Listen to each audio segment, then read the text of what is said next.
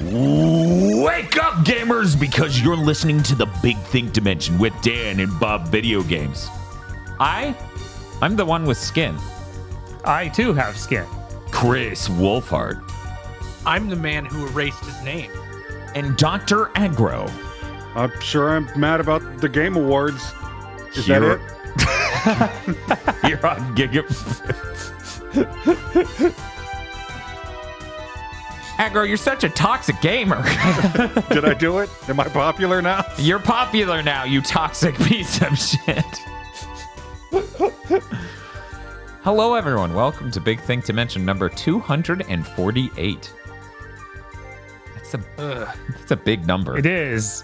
And yet it doesn't feel like it, as a number, implies the level of accomplishment we've had here. I feel like, if anything, that number is small compared to what we've done here. We've transformed the gaming landscape. Clearly. Did we? Yeah, absolutely. I don't even think that's like a lot to say. It's just true. Man, technically, 250 will be no longer here, which is crazy. It won't be this wrong. It won't be this state. No. That's crazy. We had a friend over earlier this week, Xeon. She was asking, like, are you getting vibes of, like, won't it be weird that, like, you won't be in this room? And I'm like, doing GigaBoots in this room sucks. No. Like, it's kind of cramped and terrible. And also, I hear it's supposed to be a living room. Allegedly. It hasn't been that in a decade or something. I like, even if it sucks, it will be weird. Mm-hmm. No, it's true. I said, you know, if I'm gonna get nostalgic for this room, it'll definitely be well after we move. Right. When I look back at a video and I see it in the background, I go, oh. Kind of like okay, so this is weird, but some of our older streams, I kind of get nostalgic for the drastically different camera angle. Uh-huh. Because we had a really close camera with a really wide angle. And right. It added a weird depth of field to the room. And you know, that's kind of cool. But I don't know, as someone who's currently, like, if you rotate your chair slightly, you can show that there are like boxes barely covered. Wait, this way? I don't know. Either way, so this room is like packed full of stuff. You might notice this looks a little barren because we're moving next week. So between that and Thanksgiving, the Big Think Dimension next week's on Tuesday. So keep your ear to the ground for that. Is that what they say in the podcast game? I guess. I don't know. I think they just advertise Squarespace. Okay. I want to fit in, so I guess I'm sailing out. Do you need HelloFresh some space for your squares? Do you want to Hello Freshly? I have a service for you. No, you want legit shill? Uh-huh. I don't shill for companies. I shill for us. So this is really actually important, guys. Twitch sent us an email and they're like, hey, you're on month 3 of this goal. And if you hit this goal like you have without even knowing the last 2 months, we will give you $1 more per sub. You will become, no joke, their words, Partner Plus, which just made me think Human Plus. I'm like, ooh, Twitch, which organs are you going to replace? Here's the problem. We would have easily hit it by now, but they don't count gifted subs. No. And they do not count Prime subs as the subs we need to get in order to hit this threshold. So stupid. And Yeah. because of how the end of this month isn't going to be full of us streaming because of the move and other stuff, I actually am sweating a bit. For anyone who doesn't know how impactful us getting $1 more per sub is, let me explain. That is 40% more money than we're currently getting. Because we currently get $2.50 a sub. Mm-hmm. That would be a radical change. And if you're like, how can I help Dan and Bob? They won't want to say this, so I'll say it for them. Tier 2 and Tier 3 subs count as more points, so just upgrading helps them get closer. Which is insane. Just let people do the gift subs. Gifts don't count, but a Tier 3 counts as 6 subs. times as much. Yeah. Right, which, is it 6 times as expensive? Okay. No, it's wait, what is it? Tier 3, I think, is $25 a month. Yeah, because Tier 2 is $10 a month. So yeah, Weirdly enough, if you're already subscribed and you were thinking about gifting subs, don't do that. Just do a tier 3, and that will impact us a shitload. Whereas the gift subs will apparently not work. But yeah, They'll that still would get money, but it won't count towards the goal of getting 40% more money. Right. Yeah, which is insane. That's so much money. What a weird little rat race I'm in. Mm-hmm. What a bizarre situation they foisted upon us. But that would radically change our sustainability and how much we can sleep at night. That is an insane impact to money flow. It would easily be describable as worth thousands of dollars in a single year, that's what the deal is. The deal is we get to be Partner Plus for a year. Anyway, so yeah, if you like our streams, you like whatever, or you just feel like being generous, pop over to our Twitch. Tomorrow, the day after this goes up, we're going to be doing a Smash Bash in as much as we will be playing every Smash Brothers game with local friends and stuff. Because that's cool and that's a great fun time to do before we leave town. So stop on by for that. Also, we will be streaming Big Thing to Mention next Tuesday. So go ahead and stop on by if you feel like it and hang out.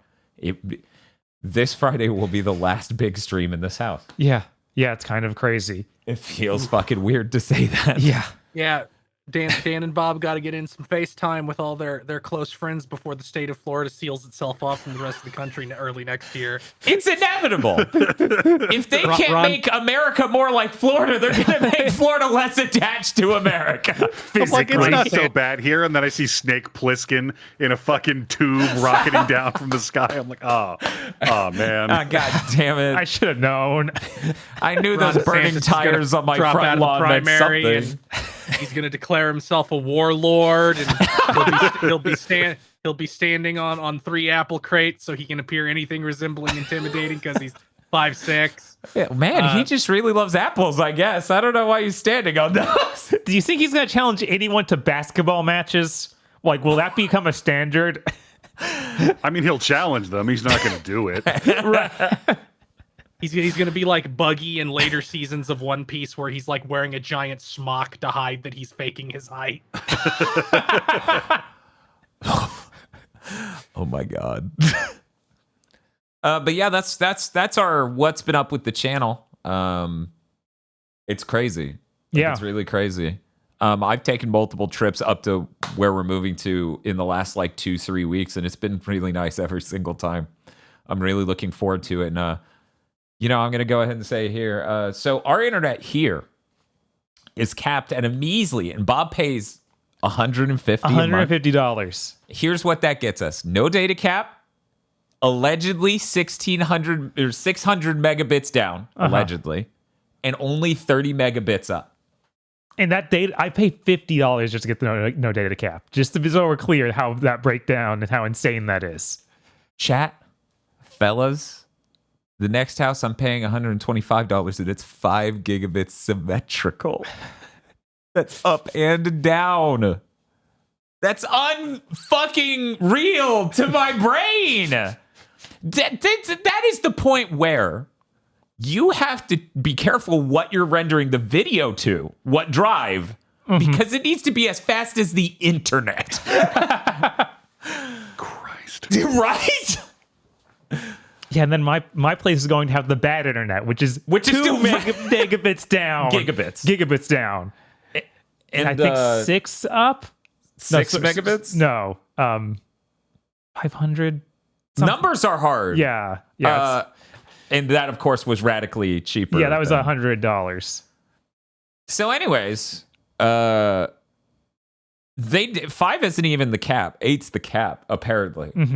I just went with the 5 because I only have a 2.5 gigabit Ethernet port on this motherboard. So we're gonna see if I can begin to hit that cap, right? And then we'll consider getting anything even more insane. But man, let me tell you, we've been doing normal videos again, and that will continue going forward. In fact, moving up there, we can bring things back like analog gaming, which I really love doing that show, and I would love to do it as a regular show. But moving up there, the internet's so good. it makes that so much easier. You know, one of the longest processes I have to wait for now is the upload here. Mm-hmm. It's just like, okay, we did a video. I'm just going to have to sit here and disassociate in my chair for an hour plus, almost 2. Absolutely insane. So anyways, it's looking good. We'll see how that goes. And it's so bizarre to be like, episode 250, a big thing to mention. We're not even in Florida anymore. That's weird. Like that sounds planned, which it was not. But anyway, enough about that. Let's talk about what we've been playing. Bob and I played a game because we were the only people brave enough in the entire world. We played Call of Duty Modern Warfare 3. Oh, pioneers. Yeah. Truly. Selfless pioneers. Absolutely correct. The first 4 out of 10 from IGN or something. Yeah, I didn't catch that whole stream because I was also streaming that day. But man, it's just like, from what I saw, it just seems like they kept throwing you into maps designed like Warzone maps and to do these objectives. The story's real stupid and barely there. Yeah. Yep. Okay, so let's clarify. To get people who don't know Call of Duty up to speed, and this is when I wish I could hit a next time on Ava sound cue. Or a Karekano recap song. That would be good too. I'm gonna get that. Ba. Anyway. Call of Duty Modern Warfare 3 is the third in the reboot of Modern Warfare trilogy. Mm-hmm. It has been deviating from the original for quite a while. The first one's a little different. The second one literally has nothing important that happened in Modern Warfare 2.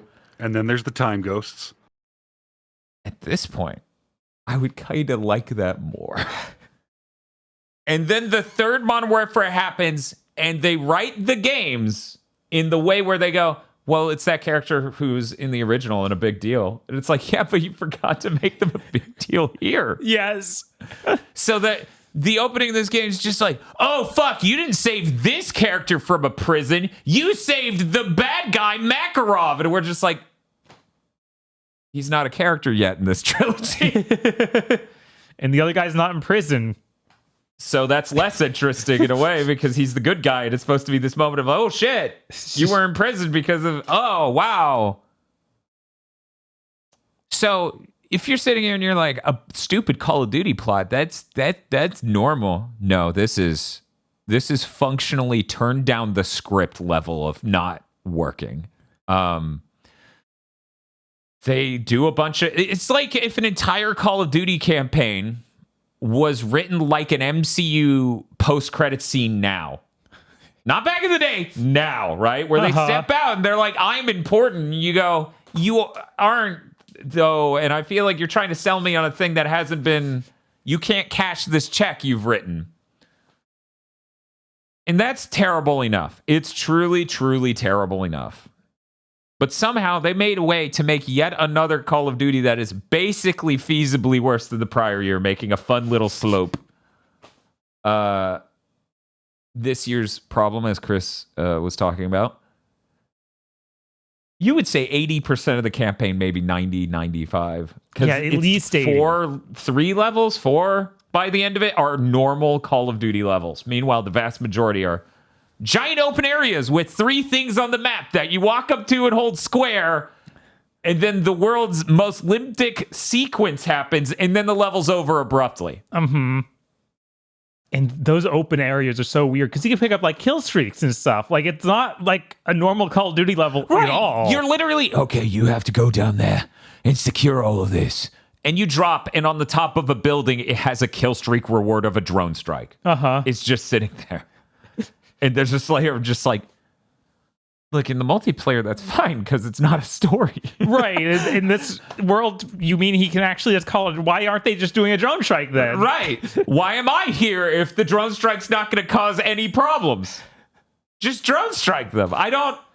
So, and that's not the only reward. That's not the only kill streak. It's like every kill streak, if you were to just list 4 kill streaks off the top of your head. They're basically lying around at all times. It's like, oh yeah, pick this up and do a UAV. And also, it's got armor sitting around the map that is only in Warzone, and is something from battle royale games like PUBG. Mm-hmm. So you actually define the armor in the environment to strap on yourself, and it's like, so that way you can survive most things because they are throwing you up against unreasonable enemies who also have an unreasonable amount of armor. Yes, there are a lot of enemies in this game that are just covered in armor. And the funniest thing about this armor system is you walk up to a ceramic plate on the ground and you stuff it into your shirt. They made an animation where you just shove that shit under your shirt, basically. And I'm like, this is like a dude stealing shit from a store in his Jinkos.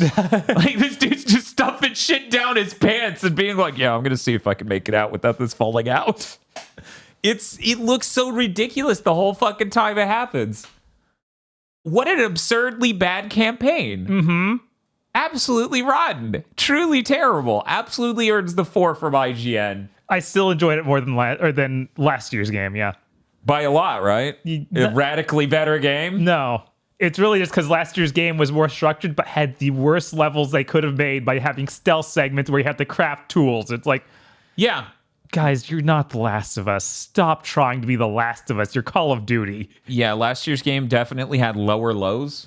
Mm-hmm. But then this year's game has no highs. Oh, yeah, not one. There's basically not a set piece in this game. And that might be excusable, but then the plot stuff at the end starts rolling out. And oh my God, is that unreal levels of, why would you write this? This can only serve to upset anyone who cares about this game. Uh-huh. Which I could explain, but I feel like anyone who hasn't played the game is not going to really absorb the weight of, this is really stupid, really unearned. You just went, how do you make people... So they went the Gears of War writing rule book at the end twice. Uh-huh. What a stupid campaign. I expected it to be bad. I wasn't sure it was going to be that bad. I genuinely believe each year has gotten worse and worse because this year's like a shambling mess of not even... Yeah, this is the most clearly incomplete one. It really should have been like Black Ops 4 where there just wasn't a campaign. Right, yeah. I mean, Jeff Gerstmann literally said, this is this generation's Black Ops 4. Right. Because the campaign's so bad it might as well not be there. It is funny, though, because Bob and I have this disagreement on this game, and it's kind of like, last year's some weird troglodyte, but this year is like a melting homunculus almost. And Bob's like, well, at least he's not rude. He's a shambling mess of a sinful crime against humanity, but he's not rude. It still let me use a gun in every mission, basically. Yeah, instead of forcing you to do stealth combat and craft your combat solutions. And that was truly terrible. I hear Modern Warfare 2019 is great, which has made this whole experience of playing Modern Warfare 2 and Modern Warfare 3 really bizarre for me. Yeah. Sledgehammer has the weirdest press release where they're like, this is the first true sequel in Call of Duty. What? That's from the studio head of Sledgehammer. He basically is saying because this came out a year after the last one, and as a sequel to the last one, it doesn't count if you take a year off and do it. It's the first true sequel. And the multiplayer carries over too, which is another layer of like, oh man, this sucks. For anyone who didn't know, they didn't make a new multiplayer, basically. It keeps all the skins and everything from last year, so it doesn't feel like a completely fresh experience. Right. I haven't played enough of this. Like, I haven't played at all the multiplayer competitive because, once again, I have driven many, many miles over the past 2 weeks, so I haven't had time. Yeah, and I've been packing, so I didn't even take the disc and show it in just to see. It's just sitting over here next to tape and a Sharpie. So I will have opinions on that down the road, but some have alleged that them taking Call of Duty maps from 2009 and without changing them for the modern mobility senses and other things, just transplanting them into the new systems, maybe is terrible. Oh, yeah? Because I liked some of the maps they gave that were in that beta because they were old maps I liked a lot. Mm-hmm. And their design sensibilities for maps were way better back then.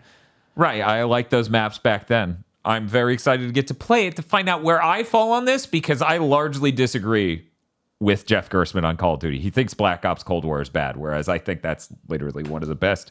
It would have been the best if they finished it. Yeah, like every Call of Duty recent in the last 5 years at least is just not being done. Is Modern Warfare 1 not done? 2019? I guess that one was done. Everyone's like, that's the great one, except for the part where America rewrote their war crimes to be Russia's war crimes. Yeah, that part's real bad. That's okay. They could get a little bit extra blame right around now. But yeah, I don't. Yeah, so it's really just been since 2020 and forward. Yeah, so everything since this new gen started. So yeah. Anyway, that's Call of Duty this year. Oops. Yeah. If only other people out there were brave enough to play it. Bob and I wouldn't have had to put ourselves through the not even 5 whole hours campaign. Yeah, from the start of the stream, there was 4.5 hours before we beat it. No, So- there was just barely 5. Okay. The total runtime on it literally was like 4 hours 55 minutes. Okay, but that was like, us starting a stream. The game wasn't even done downloading when we started that stream. So obviously we didn't get right into it.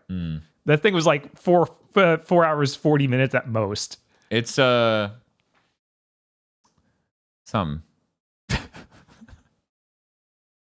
When do they just stop? I don't know. When do they stop? Are they not aware that at some point shipping bad campaigns is going to like poison the well? No, what could go wrong? Anyway, I'm sure if any publisher thinks any game franchise, like the franchise power is something from God that is unalienable, it has to be Activision with Call of Duty. Mm-hmm. And it's going to end the exact same way Disney thinking that with the MCU is ending now. Where it's like, we can't get these movies done. Our production thing fell to pieces because we didn't care. We thought we were invincible God Kings. Oh, these aren't reviewing so fucking hot. Oh, people are starting to leave. Time to kill ourselves. I mean, I think it feels like it's weird that they like this with Call of Duty though, because they did have that point a few years back where things started to crack. They started doing stuff in the future, and they started doing stuff going back to World War II, and people didn't like any of that. yeah, people didn't like any of that. So now that they're back on the just straight and narrow of modern warfare stuff, they might feel confident that this is fine, but that they should know that no, you can also have people burn out on that like they did with World War II. And the thing is, like, they'll survive, but the new low will be so low compared to where they are now that they should be ready for that.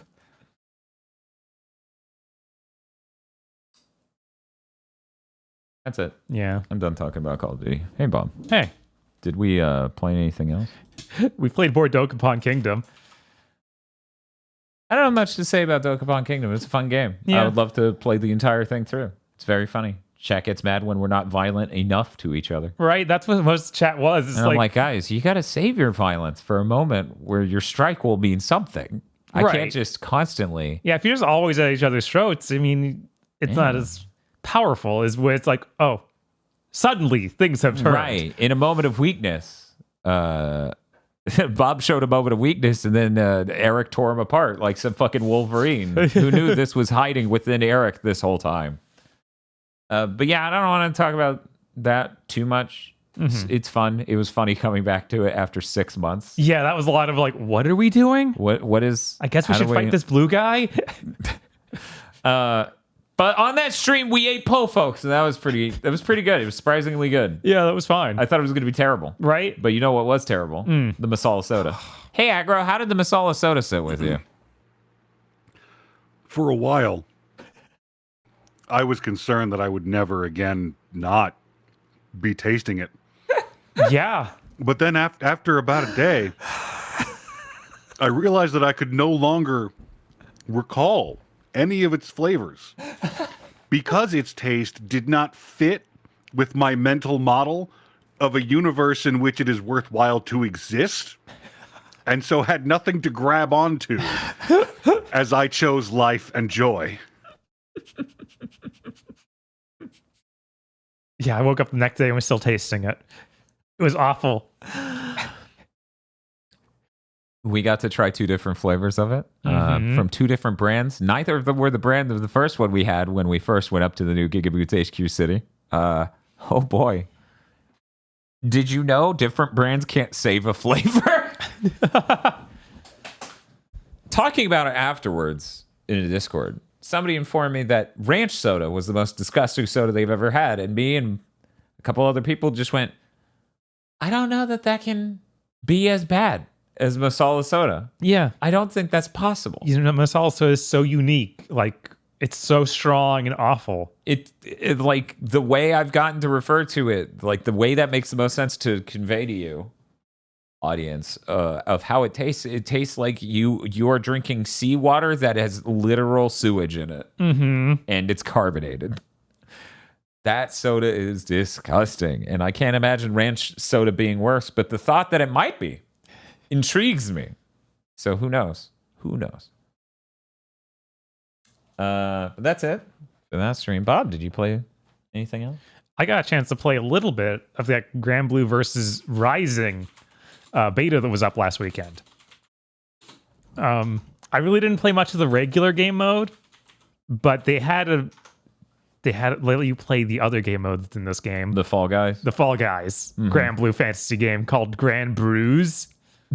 That's pretty good. Yeah, you get to choose an avatar from all the characters that are in the game, and they're just the little chibi guys. You go around the like their online mode that lets you walk around arcade cabinets.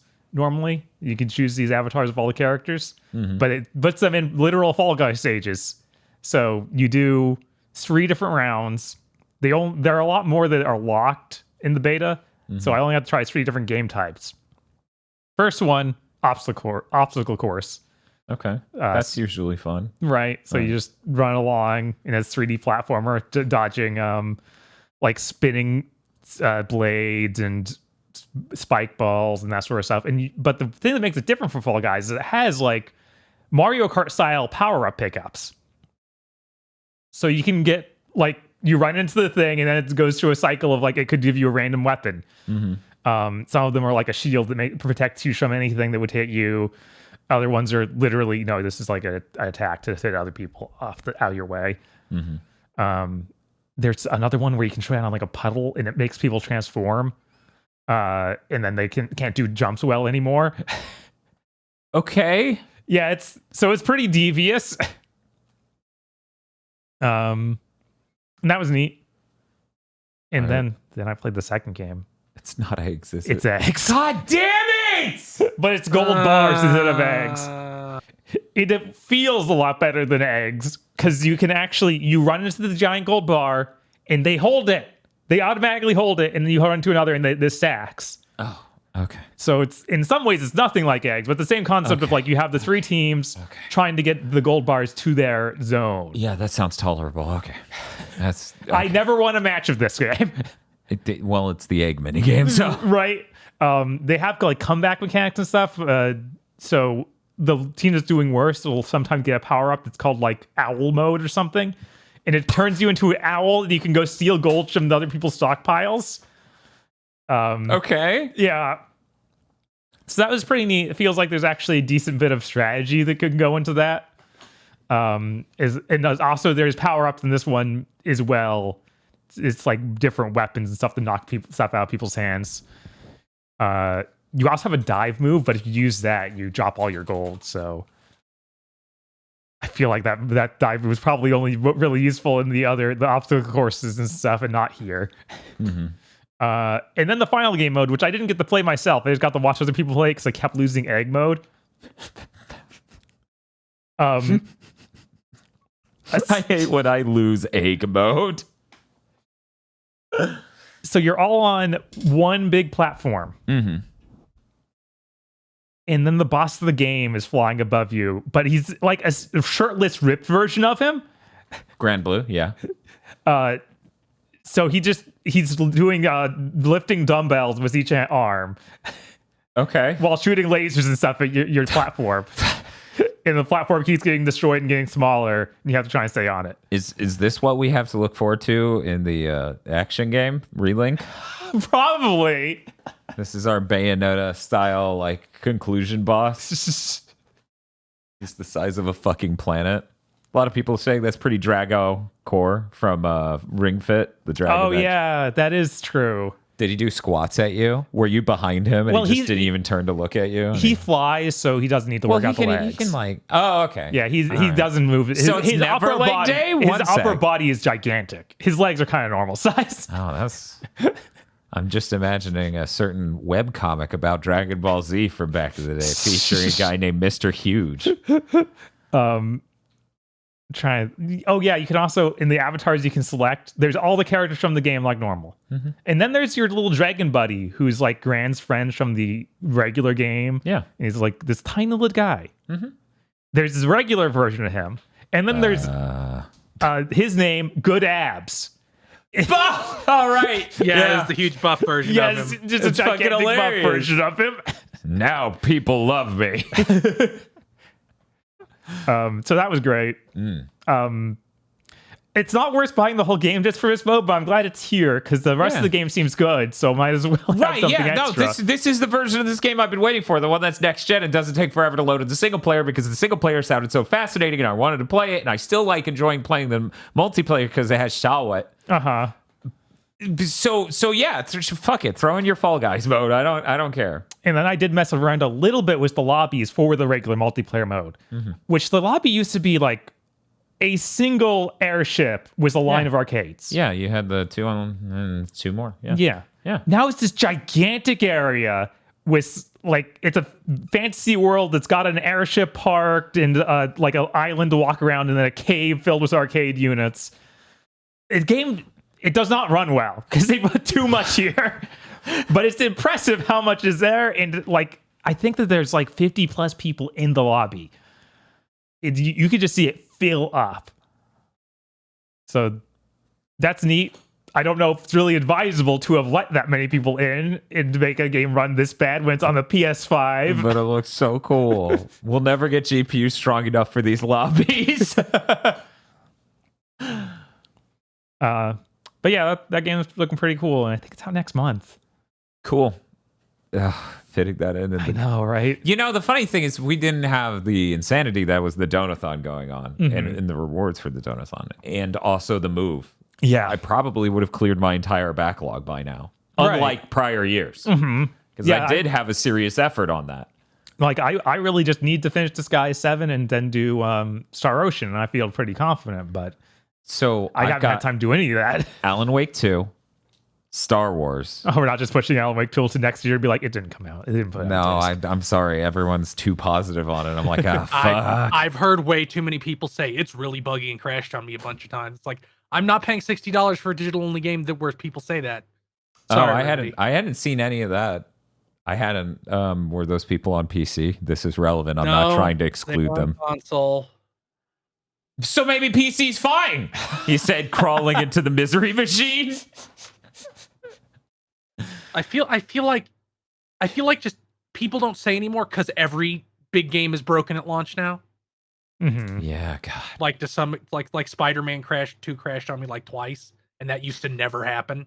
Blood and bones going everywhere as I keep crawling into the misery machine, and I go, it works fine on my machine. What's the weird thing about the Spider-Man crashes too? Like usually I'm used to a game full crashing when it's buggy. Not everything's fine. Right. That's yeah. also how it happened to me. Yeah, that's weirdly enough. You know, some might say maybe these games are getting so big that in no world do you make them perfectly rock solid anymore. You make them act completely normal until everything goes wrong. I used to have a van like that.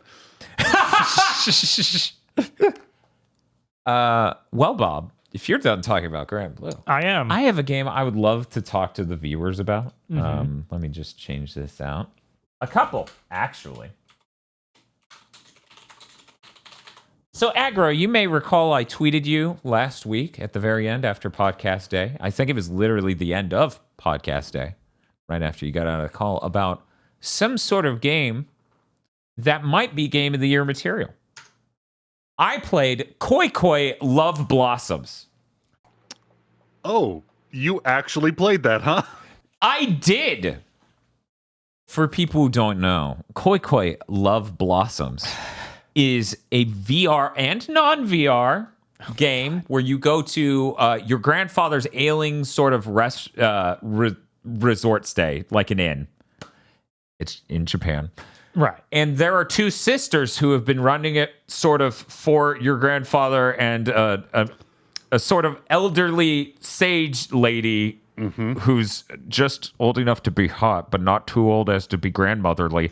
And you might have some conversations with them that end up going in directions that are horny, maybe?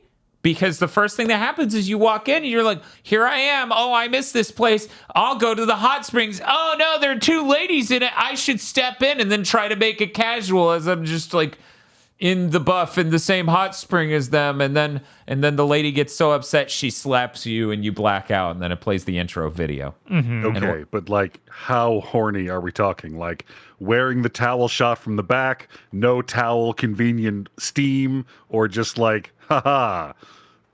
I don't know why that was the tag for the third option with full nudity. But The front, they're both facing you, and towel while sitting down in the hot spring. This game is fucking bad. I am literally going to be on a phone with Sony tomorrow to return it. This is a VR game, remember? So here's the weirdest thing. You can't move. Have you ever played a VR game where it's just like, nah, you don't move? You need to find the text box floating in the environment, point your hand at it and hit X. Except for, here's a weird problem. You can move. By pushing the stick, it just nudges your character. Seemingly completely accidentally. Like they started to work in movement, and then they went, no, dude, this is breaking everything. Disable it. they didn't turn it off well enough. Right? Oh my God. And both sticks do that. So I'm like clipping into walls. The game runs at Vita resolutions, which is really rough on the eyes in VR. It doesn't run great outside of VR, but in VR, it is straight up 540p. Yeah. Dan, I don't know if you should return this game. It sounds like you're on track for some speed running strats. Hit it with that Skyward Sword slow clip. They literally have text boxes pop up. It's not dubbed in English. And your character never speaks anyways. It just pops up as a text box. And the text box will be in the water, but because of the way they render water, you can't read anything that's under the fucking water. So I have to do this and crane my head under the water and be like, oh, that's the rest of that sentence. Thank you. God, that sounds like if it was made intentionally, it would be amazing. Right? Oh, yeah. If there was an intentional, nuanced sort of idea and vision here, that would be really good. It is, in fact, just depressingly bad. I was stumped at the beginning of this like it was fucking Castle Shadowgate. I'm hearing the music in my head as I go, how do I move or do anything? And then eventually we see there's a thing on the counter over here, and if I point my hand at this thing, nowhere near me, by the way, and I highlight it and then hit a face button, not a trigger. Triggers do nothing. The normal triggers do nothing. The inner triggers, I think, open and close my hand. One frame, by the way. No animation. Just open or close. Uh-huh. And then it would fade to black, fade back in. I'm now at the desk looking at that and doing that. Yeah, the insane part was you don't click on the thing, because that would make any sense. You click on the text above the text thing. that appears above the thing. Then the next movement was... I'm now, okay, in this entrance, there was a room in front of me from the entrance point of perspective.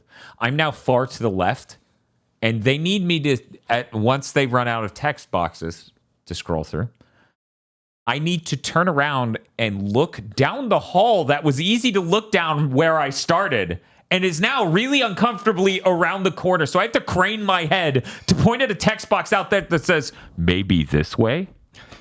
And then I teleport out there after it fades to black slowly and fades back in. This thing's garbage. This thing is unreasonable that they published this. This might be the worst digital game I've ever bought on the PlayStation Store. It is just not functional. Absolutely rotten video game. It's so depressing. And I see so many people in chat being like, when are you going to show us on a stream? And I'm like, I'm trying to return it. It was $40. Yeah. Okay, so it's clearly mechanically inept, but I mean, maybe like is there like a juicy core? Is there something how degenerate does this game get, Dan, is what I'm asking. How worth it is it to slog through this broken piece of shit? On a scale of catgirl harem to feeding Saber tacos, how creepy does making this game or playing this game make you feel?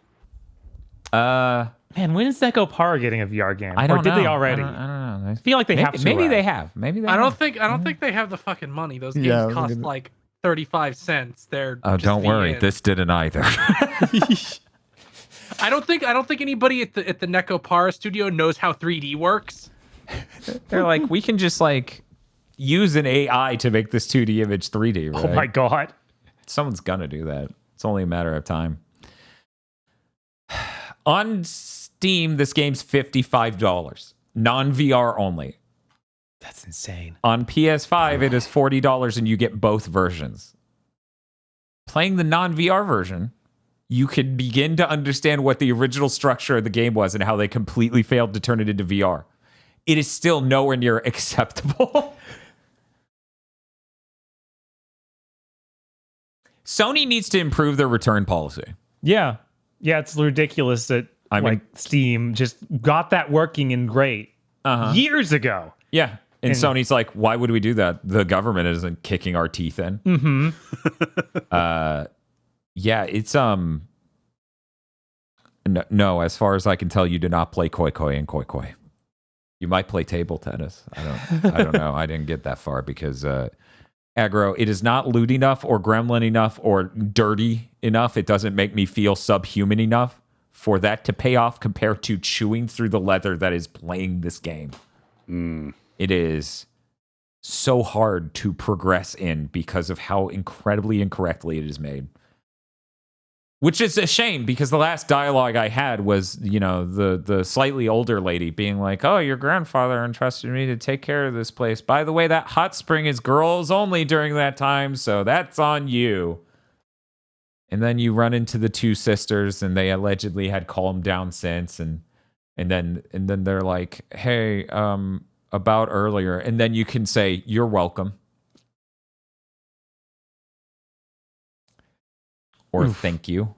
And I'm like, yes, we're selecting that one. And then they go, what? And then you're like, oh, I meant sorry. And I'm like, no, that's not what I selected.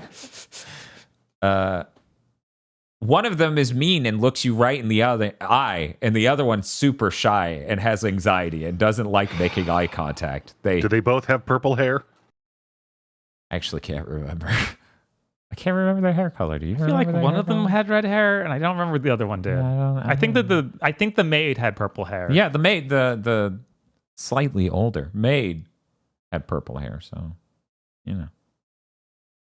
this game's fucking terrible. Do not buy it. I'm asking you, audience, to not buy it. However, we should have a revolt about how they don't have good return policies on Sony because this thing's functionally broken. They're like, okay, get on a phone with a human being between the hours of 10 and 9 p.m. Yeah, and you dealt with how bad Fire Team Ultra was. Firewall Ultra 2. Yeah, Firewall Ultra 2. And it's like, yeah, that's something Sony themselves is selling, and they should have to give that money back. Yeah, they should. But yeah, they literally, if you say this game is terrible and I played it for less than an hour, they'll still be like, nope. Not how it works. See ya. So I got to be like, yeah, I can't read the text because it's clipped into walls. Oh, and I forgot to mention the funniest part. Okay, how do I describe this to you people? Okay, so I'm in this room, right? You can see the relative size of the bookshelf behind me. Now imagine me pausing in this chair meant I got this big and hovered in this area and everything was huge and terrifying. For some reason, that's what pausing does. It fades to black, fades back in, and you now have a scale because in VR, this sort of shit is evident. You are obviously of a certain scale based on how it looks. You have become 3 inches tall, and it is mortifying. The thing that was on that desk was like some notes, some fabric, like a towel or something, and a note on top of it. And when I paused, it became the size of a king size mattress. And I'm just like, why? Why have you made the most terrifying pause? You just didn't know what you did here at all. So anyway, yeah, that game's absolutely terrible, and I am legitimately totally bummed out about that. Because that could have been funny as hell. I don't even think it would be funny for a stream. I want my $40 back. I'm going to get that $40 back from Sony. So that's it for me. Bob, that's it for you? Yep. Hey, Chris, what you been playing? So I played Broken. Bob, go ahead. You were supposed to talk about a certain video we put out. Oh, that's right. I forgot about that. Hey, Aggro. Hey, Dan. You may have noticed we gave a game a chance this week. That did come to my attention. We, in fact, gave the Seventh Guest VR a chance. As I understand it, you haven't watched the video. I have not. That's good, because literally in that video I go, Aggro, stop watching now. If you're watching now, stop it immediately. Oh. Because we had that conversation forever ago on, what was it? We Share Your Dreams, where you're like, watching someone try to solve a puzzle when you know the solution is like a ring of hell. Yeah. So we go through the rooms that I had played before and basically recollected all of how to solve these puzzles. And then we get to the blind one. And it's the drinking game where you punch 1, 2, or 3 to say how many swigs you take. That's one of those games that I'm pretty sure is like mathematically solved and somebody wrote a paper on it. But if you don't know I just brute forced the fucking thing. Same. It took forever. Listening to those NPCs yell at you. Yeah, that happened after the video. That room, because we did a fresh room. The fresh room was And the then we cube room. Yeah. Yes, cube room was pretty cool. But the video ends on this room with the drinking game. And chat, I need you to understand this is not hyperbole. Literally the parking mini game from Astral Chain.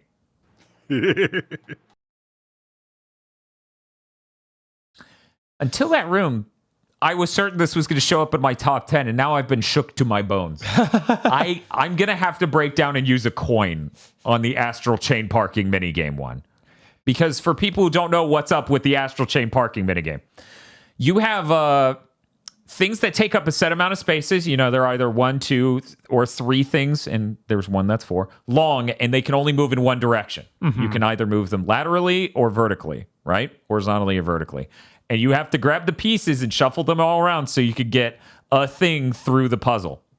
And I fucked with that thing for 20 minutes and could not figure it out. I'm like, I feel like it's getting worse. Is this the coffin one? Yes. Yeah. Oh, wow. For some reason, my brain cannot deal with that. Oh, damn. This is why I love seeing other people play puzzle games. I'm like, I struggled on a couple other puzzles. This one I walked through. I barely remembered it. I don't know. And no, it's not basically a slider puzzle. I can do slider puzzles nowadays. They're really easy to do once you understand it. Evil Lucario, actually, I believe, was the one who was like, this is how you do slider puzzles. And I'm like, oh my God!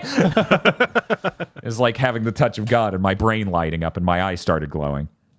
But to talk about things more broadly about the Seventh Guest VR, that game is fantastic. It looks amazing. It's got this fantastic comedy horror vibes, as Agros described on past episodes, where the ghastly spirits of the past, or ghostly rather, appear in front of you and act out their scenes. They're apparently filmed and just projected onto these 3D models per frame, which it does an amazing job of capturing all their performances. This cast is hilarious. It's basically, they turned Clue into an escape room puzzle game in VR. That sort of thing. And it is really great. There's lots of cool environmental jokes. There's lots of really neat visuals. It's a great experience. I highly recommend, if any of this sounds up your alley, go watch that Give It Games a Chance, the Seventh Guest VR, because that game is dope. And I'm hoping the Astral Chain parking minigame is the low point. Because at the end of the day, I solved that drinking game faster, but yes, I also brute force that, where I'm just like, someone out there had the same thought as Aggro. Someone out there knows exactly how this puzzle is solvable, and it ain't me.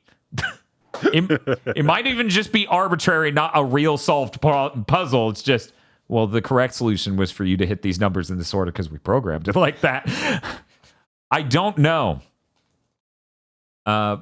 But yeah, everything else about that game is really fantastic. You have this spectral lantern that you can shine on everything to show its original state instead of the current dilapidated, covered in moss state.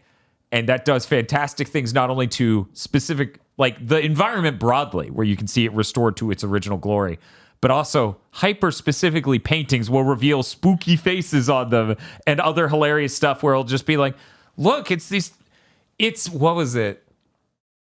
It's a chicken on a farm and something else. And then you shine the light on it. It's just like, oh no, now it's a cooked chicken and a cooked pig. Oh my God. And then it'll be like, here's a painting of a baby. And then you shine the light on it. It's like, oh no, it's evil Antichrist baby.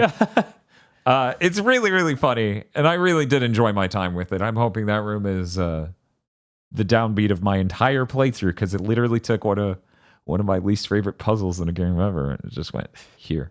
Yeah, that'll happen in a multi-puzzle type experience. Yeah, because according to the map, which is really cool, like, I love that their map system is a Ouija board. Mm-hmm. Like, you just grab the thing and pull it over whatever room you want to look at, whatever options you want to select. According to that, there's something like 14 rooms in the whole house. And each one of those takes a significant chunk of time. I mean, I knew the solutions in the Giving Games a Chance video, and it still took a significant chunk of time to get through. So, Aggro, you've beaten that game. I have. Any final thoughts on that? I don't think anything either of us haven't said. Like, the atmosphere is top-notch stuff.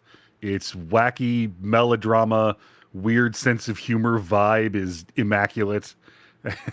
and the final confrontation is out of fucking nowhere and amazing. Good. That's exactly what I want. Yeah, I guess the last thing I would add is if you're really into like Sega CD era or PC CD-ROM era FMVs with live action actors just hamming it up, this is absolutely for you, because those are the reward morsels you get at the end of every room. You get to see this person being like, why would the toy maker hide this here? Wait a minute, this is blank. And then a spooky face comes out of the painting and is like, bring me the Christ child. And it's just like, oh no! It's great. It really is something you should look into. I guess since we segued to Aggro already. Sorry, Chris. Hey, Aggro. What else have you been playing? I am bone-achingly close to finishing the Talos Principle. Ooh. 2. That's 2. Talos Principle 2. At this point, I consider 1 a demo. Oh, wow. This is like that Portal 1, Portal 2 glow-up, except the puzzles are still great in Portal 2. Oh, what? That's nothing like it. Jesus. And that's awesome. Should I play the Talos Principle 1? I was going to say, like, I thought I knew somebody who had, and I figured it might have been you. And I was going to ask and forgot, but I guess was they answered my extremely question. interested, and then it just slipped away. But now it's Game of the Year relevant with 2. I should say, like, because it's a collection of unique puzzles, the Talos Principle 1 is still fun to play. But if you want to skip it, you can. The Talos Principle 2's opening hour is basically, good morning, here's what happened in Talos Principle 1. And you don't really, like, need it. That's what Atomic Heart 2 is going to do, but then the events that happen right after that are going to be time travel that undoes that game. Hell yeah. So they can just do whatever they want now. That's bravery. I will say I'm really happy with where the story that's kind of in the background has gone so far. I really think the writing is paying off. If a couple of things stick the landing, this is actually going to be a really special experience. One thing I wanted to point out that I don't think I mentioned last time was, like, in Talos Principle 1, you've got like 3 environments, and you're mostly in the desert. Desert, Stonewall. This game has like environmental design and like trees and shit. Like, your first environment is a grassy mountainous area. Then you go out into the desert with beautiful blue water and on a single occupant personal rail conveyance, and the Riven vibes have never been stronger. Ooh. You end up going to like a swamp and then like some old autumn forest. Like, there's really beautiful stuff in this game. It's an absolute glow up from the first one. And also, I think I have to teach a robot what the nature of objective morality is or isn't, and I'm not sure if he's going to cry. And how that will affect you when he does. It seems like there's a certain point in the game where you can pick, well, not really pick, but you answer a bunch of questions and it determines which subplot you're going to watch throughout the game or interact with. And that's cool. I think I accidentally got onto the one that I was going to hate the most, but I think it's going to be great because I think I'm going to end this motherfucker's whole career. Like, I don't want to spoil it, but I think I'm about to be really shitty and vindictive. Fucking robot may cry up in this bitch.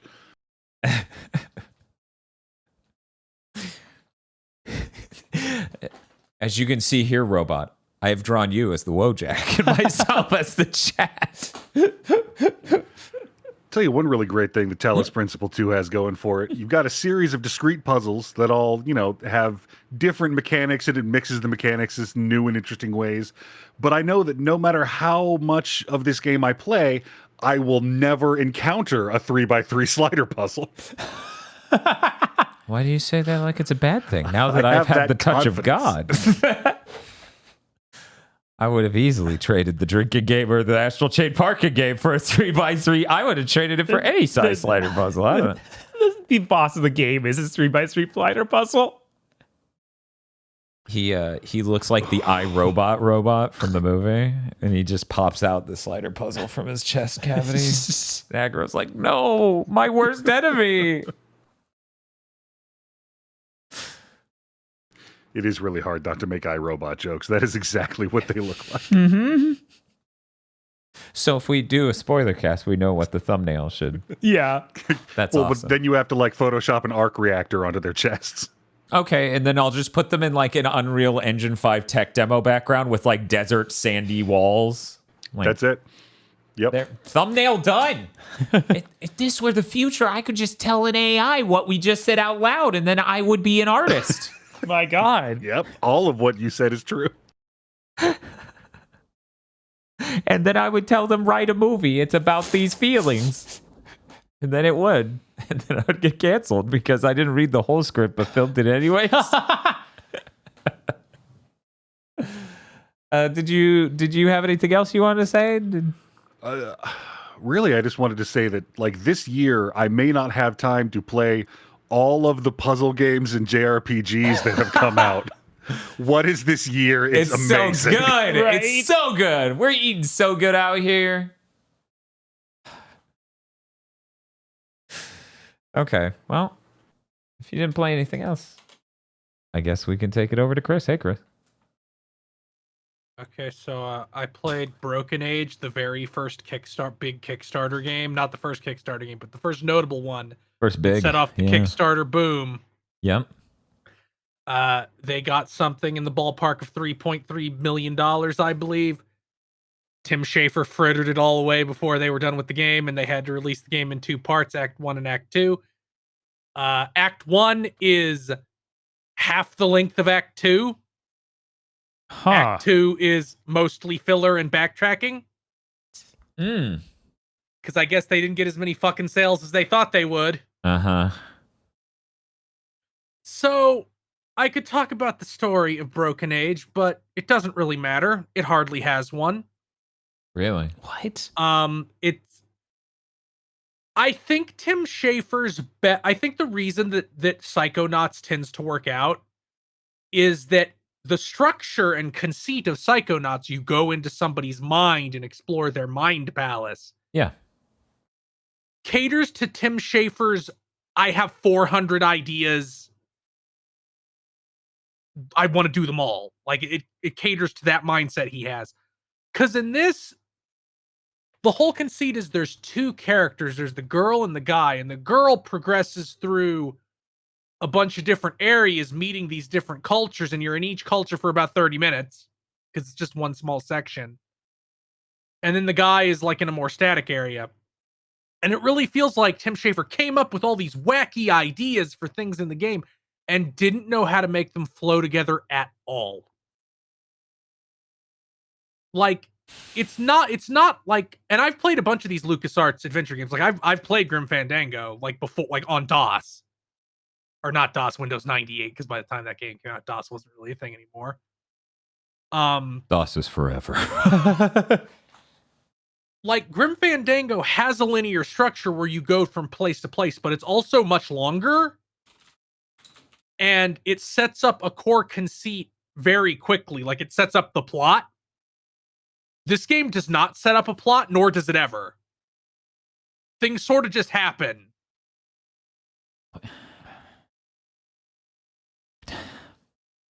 Like the plot in this, if you pick the guy, you don't fucking know what's going on at all until the very end of his act 1. Oh, you actually have to choose. Yeah, you get to choose. You have to do them both, but you get to choose which one you do first, and you can swap at any time. But of course, when you get to the end of a character's act, you can't progress any further until you do the other ones. Mm-hmm. So for the girl, it's like, she's a human sacrifice for a big monster. Everybody seems to know what this monster is, but nobody talks about it. So the monster tries to eat her, but she kicks it in the face and rides off on a bird to the next area. And then she leaves so she's in Cloudland, and then she leaves Cloudland and goes to Beachland. And then she helps a guy who was a Kickstarter backer and therefore is really poorly voice acted. Ooh. Who I think is like one of the directors from Harmonix. Because this was like the $10,000 Kickstarter tier. So she helps him get his spaceship working again to use the death ray on the big monster, and then you switch to the other character who is like a guy in space. Like, I'm not gonna go into the story. It's stupid. It's dumb. And it's fine for it to be dumb, but the game also is like it feels hollow. Like, again, it has that Brutal Legend thing where it feels like you had the plot up on a board, and as Tim Schafer spent money incorrectly, he had to like keep taking things out of the storyboard. It's like, we can't do that. We don't have the money for that. Take out this scene, take out that scene. And you're stuck with something that kind of tells us like a coherent story, sort of, except it doesn't really explain anything about anything. And then it just stops at the end. Man, I had no idea it was that bad. Yeah. Like, and overall, it's fine. Like it gets worse in Act 2 because apparently people complained that the game was too easy. Oh, okay. So they decided, let's go back to the bullshit.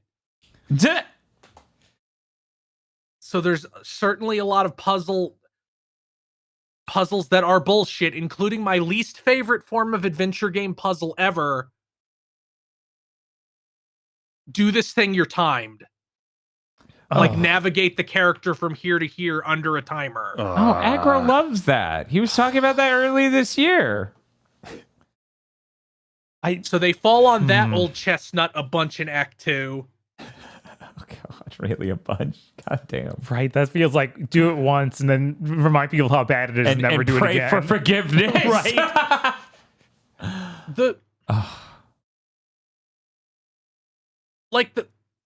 The girl's side of the plot doesn't set up anything interesting at all. Then the guy's side of the plot sets up something really interesting, and then they don't explain it at all. It legit, like, they give you an explanation, but it sucks and is half there. So it legitimately feels like Tim Schafer didn't. It feels like a J.J. Abrams mystery box, where you show the audience the box before you know what's in the box. Mm-hmm. So of course, whatever is in the box sucks. But all that's whatever. If it was just that, I could have been like, yeah, that wasn't like that didn't revive the adventure game genre. It wasn't as good as Monkey Island, Sam and Max, Full Throttle, or Grim Fandango. It wasn't as good as any of those. Mm-hmm. But it would be fine if it didn't have the absolute worst puzzle I've ever seen in a game that it gets obsessed with later on. Dan, show the diagram, please. Okay. Put the diagram up on screen. Yeah, here's the diagram. Chris made this diagram for this. So you get given an object that has 6 points. I've labeled them. They are not labeled in game. They're just points in a, what is the term of that? What is the name of that shape? Hexagon. You have to connect 3 wires to different points in this hexagon. So what you do is you get a photo on, and you have to do this at first. The first time you have to do this is on the guy's route. There is no solution to the puzzle on the guy's route. The solution to this puzzle is in the girl's route, wherein you get to look at a picture, and in the background, you see 3 combinations of shapes. Like you see like a triangle and a circle, like a left arrow and a right arrow. And it's random in every playthrough, so you can't even look up a solution. And so what you do is you wire 3 points. You put your 3 wires into this hexagon, then stick the hexagon in a thing, and it shows you which shapes those wires are connected to.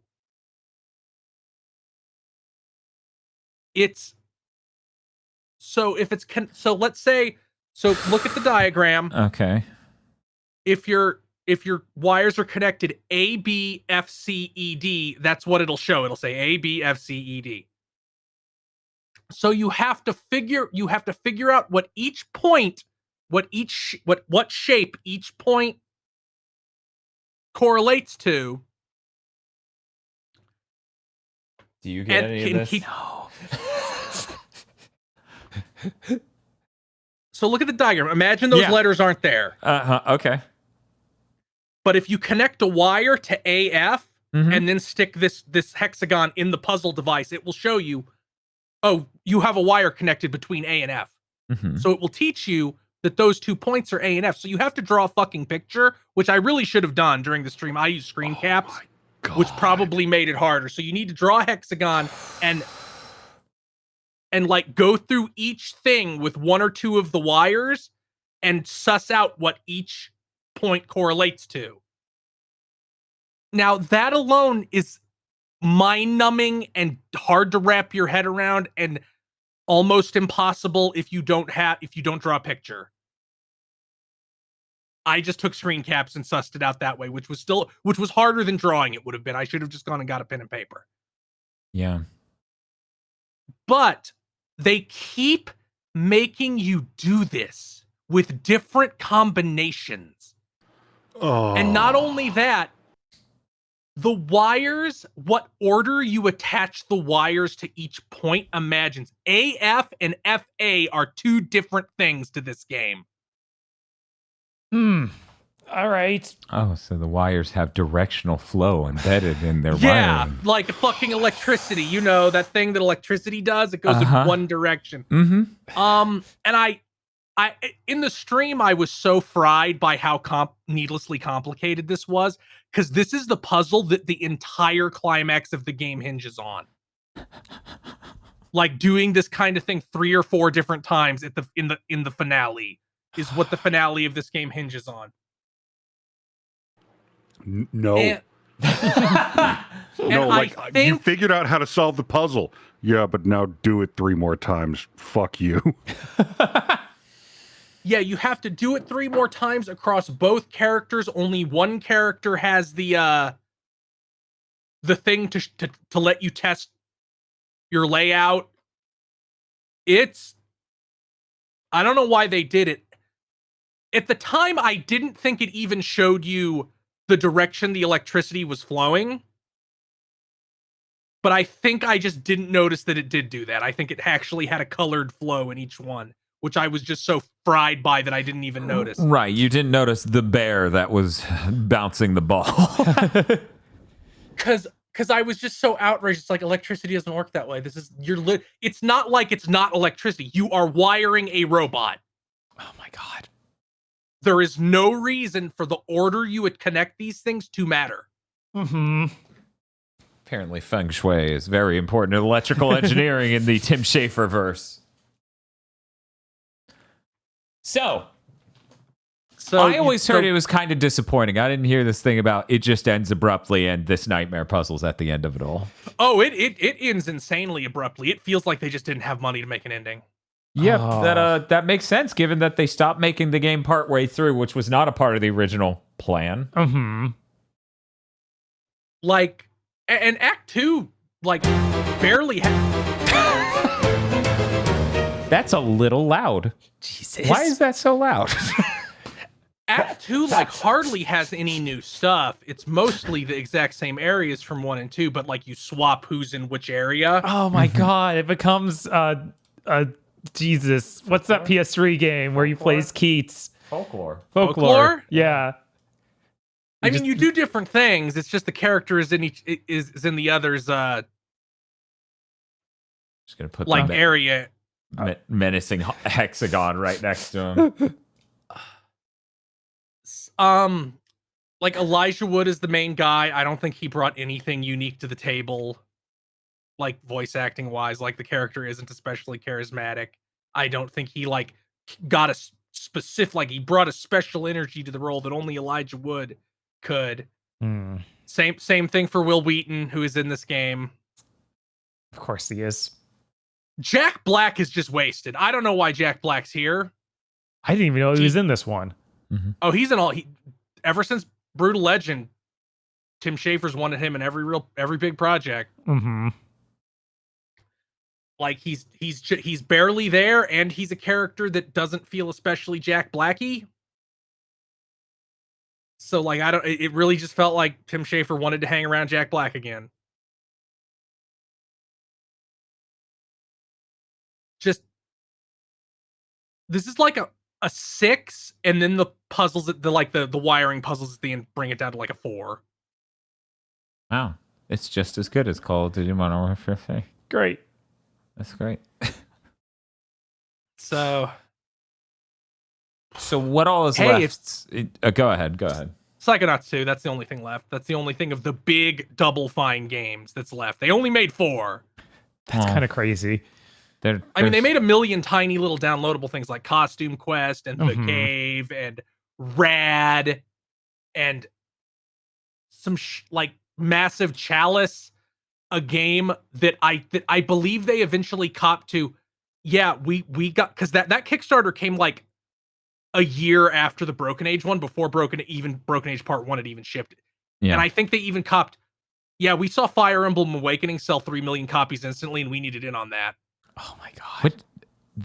How is that like? Massive Chalice is a medieval strategy game where you like continue the royal line through different generations. They confessed at some point they opened the Kickstarter without even having a design document. Come on. Yeah, Double Fine got big addicted to the Kickstarter money. Mm-hmm. So big that they went off and made Fig a new Kickstarter. Right. That kind of fucked them over with Psychonauts 2. Because I don't know if people know this. I feel like I've told this story on every Double Fine stream, so I'm going to tell it again now. The way Fig works is it's different from Kickstarter because you can invest in the game for money.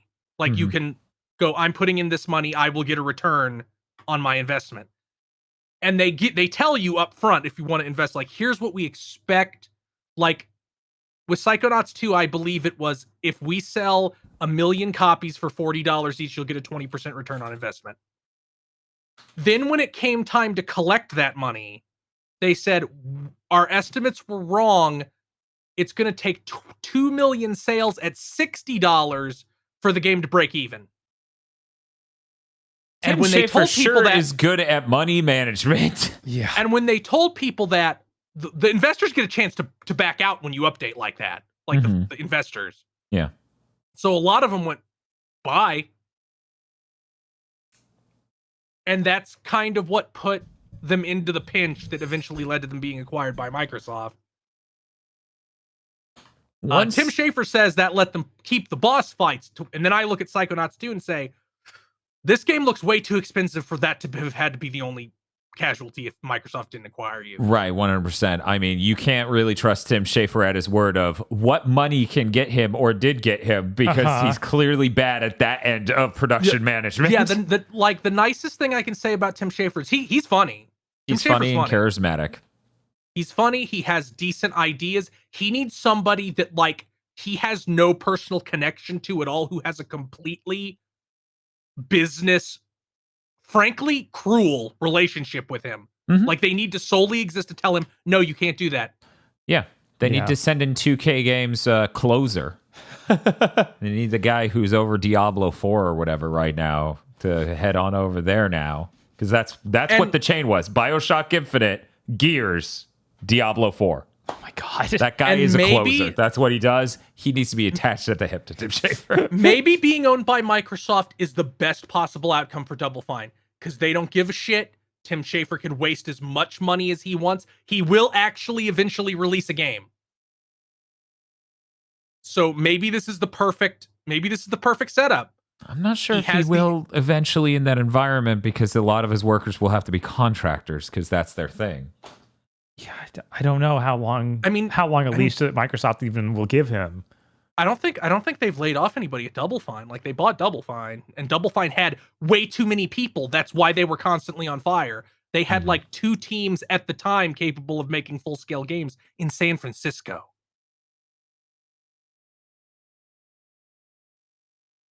Or maybe not San Francisco. I forget the exact city, but it was somewhere where cost of living was obscene.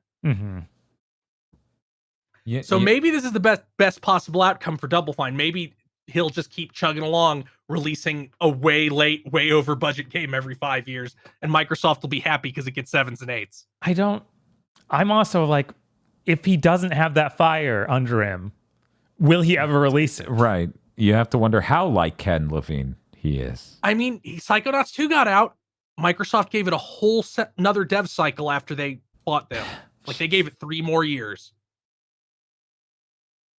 There is one Psychonauts game you're forgetting. Rhombus of Ruin, yeah. Rhombus of Ruin. That's a PSVR 1 game, so I'm certainly it's not okay. going I to can be ship you playing mine. Oh my God. No. The Rhombus of Ruin's what you call the headset when you put it on. But yeah, all that's left is Psychonauts 2, and I like Psychonauts 2. Like that's a pretty solid game. If Microsoft hadn't been legally obligated to ship it on PC and PlayStation, that would have been a strong dub last year. Or was it 2001? 2021.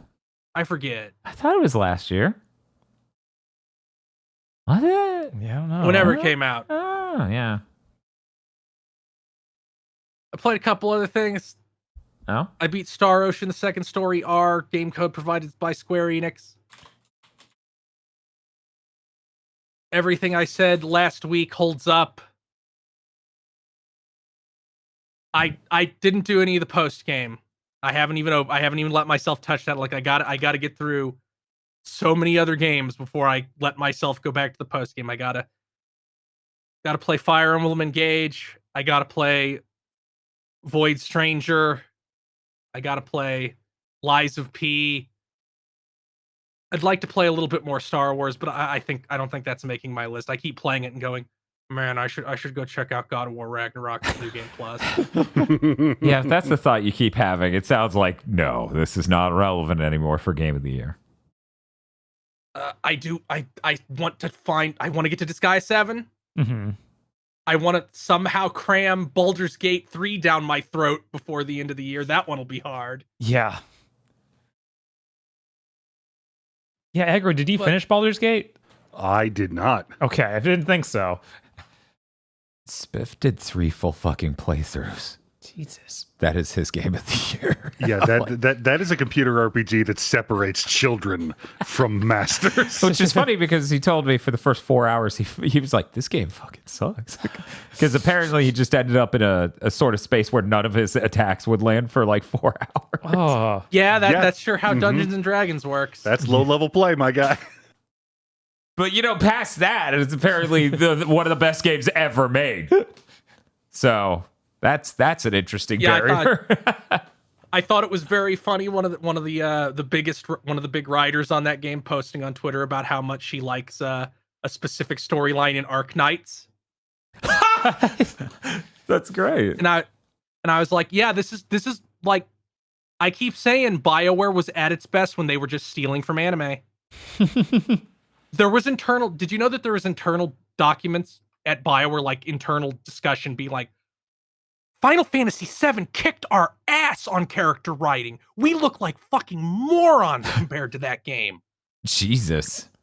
To the point that in Baldur's Gate 2, one of like the goals of development internal document was do character writing as good as Final Fantasy VII. Damn. Cut to 2011, 2012, where they're like, JRPGs are dead. They never evolved. It's a doomed genre. I'm the head of BioWare. I'm very smart. He keeps saying that. So we have to trust him. We can't prove he's a dum-dum. So yes, I can't recommend Star Ocean: The Second Story R enough. Like, it really is it did that thing where they turned it into the game you remember it being, not actually the game it was.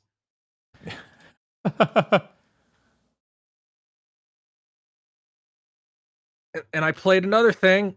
Oh?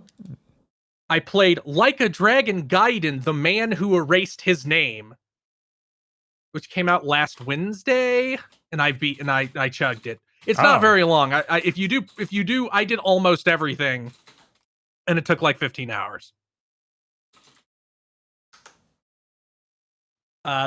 They said that this would be roughly half the length of a normal Yakuza game. I would say that's pretty accurate, but it has less than half of the normal content of a Yakuza game. There's sure a lot of sawdust in this 15-hour game. 15 I mean, if you haven't hours. played every single one of these games, you're probably fine. But I have, so I noticed when it's like half of these side stories are basically just me going to one place, having a conversation, and doing a fight. Like, it's hard for me not to notice the discrepancy between side quests in the more recent games that have more fleshed out ones and this game. I don't see what you're worried about, Bob. It's got to be better than Call of Duty Modern Warfare 3. Oh, I liked Like a Dragon Gaiden, The Man Who Erased His Name. I thought that was a perfectly acceptable game. Like, it's not hitting like Lost Judgment beats its ass, but there isn't a lot of games as good as Lost Judgment, period. Mm-hmm. Man, I should really go back and play that at some point. So in this game, Kiryu has two styles, because this is the first time you play as him in the newest version of the engine. So he has his normal style, his Dragon of Dojima style, which is basically the same move set he's had since the beginning of time.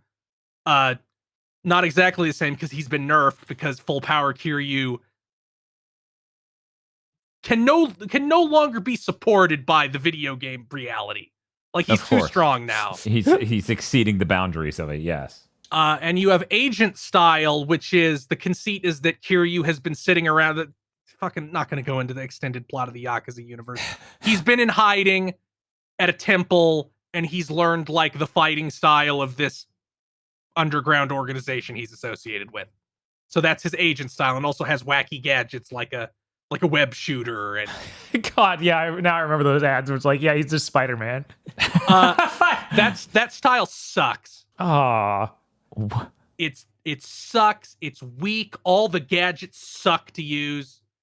Like the web shooter makes normal enemies trivial. Too bad you can't use it on anything smaller, bigger than the smallest tier of guy. Like, bosses will just snap out of it. Like, they'll wave their hand and it's broken. You also get the way you use them is just doesn't feel good. Like, it's like all the buttons on the controller are already used. mm-hmm. So they had to do it like, well, hold one of the face buttons for each one. Or if you dodge or do this other thing and tap the button immediately, it will activate. So with the spider thing, it's you hold B and then he'll eventually do it. It doesn't feel good at all. It sucks. The other ones you get are a drone, like Kiryu calls in a fleet of drones to attack the target, which sucks and doesn't seem good at all. Maybe if you spend hundreds of thousands of yen to upgrade it, it gets a little better, but it's like, I have the Yakuza style over here that just kills guys. You get jet boots, which are the most useful one I've noticed, because it's just like Kiryu putting his arms forward in like a Superman pose and gliding towards people. And since this game is like, we have the power to throw like 20 guys at you in one fight now. You can just like turn it on and slowly bulldoze through all of them and send them all flying. And then the last one is like Kiryu lights a cigarette that's also a bomb and throws it at them, and it blows up after a second. Ooh. I never found any real use for any of them but the jet boots. I'm not really going to go into the story. It requires so much. It's so deep. So Right. you wouldn't say this is one you should just pick up. Like, if you say you haven't played the other Yakuza game leading up to this is not a good starting point. I mean, you can just not care. Like, I'm a big advocate for just not caring. Yeah. And I'm sure it has that. I didn't look, but I'm sure it has that thing at the title screen that lets you watch 12 hours of cutscenes to explain what's happened up to this point. But I will say there is one really funny thing about the story. Mm-hmm. Has everybody seen the Yakuza 8 trailer, the Infinite Wealth trailer? I know what's in it, but I haven't seen it. Bob, do you know what's in it? I've seen it, yeah. Oh, okay. Aggro, do you care? No, go for it. Okay, so in the trailer, Kiryu says he has cancer. I'm sorry. I wouldn't That's his explanation. Walker telling? They just fucking gave a character from a long and storied franchise cancer. I can't deal with that. In my brain, that's like Link has cancer. Like in my brain, that's how it processes it. That it does not come up in this game. Like, he doesn't get the diagnosis at the end of this game. But it's a post-credit scene. Samuel L. Jackson walks in. In every other scene, every other one, and this is not like this in any other game in the franchise, in almost every other scene, he's like, man, I need a cigarette. In fact, I think one of the abilities you get is called like Essence of Smoke Break. which you get in prior games. There's like heat actions where you if you're smoking a cigarette, you like spit it at them and it burns their face and then you punch their head off. But in this, it's like use smoking smoking areas throughout Japan to smoke a cigarette and refill your heat bar. And the description is literally like, I'm sure if I read this, I'll find a way to enjoy smoking even more. It's just impossible not to notice all the times he's jonesing for a cigarette in this game and not think, this is just so it makes more sense when he has cancer in the next game, huh? It's really dark because, of course, the trailer that revealed that was out before this game was. This game loses points because it missed the opportunity to do the coolest thing of all time. So, this is spoilers from Yakuza 7. If you care about that game that released 3 years ago. Oh my God! One moment. Tune out. Shit! Or if, I gotta hit the button. Oh, if you're on this podcast and intend to play that game completely unspoiled, perhaps remove your headphones. Oh, okay. Just 1 second. We gotta put up this.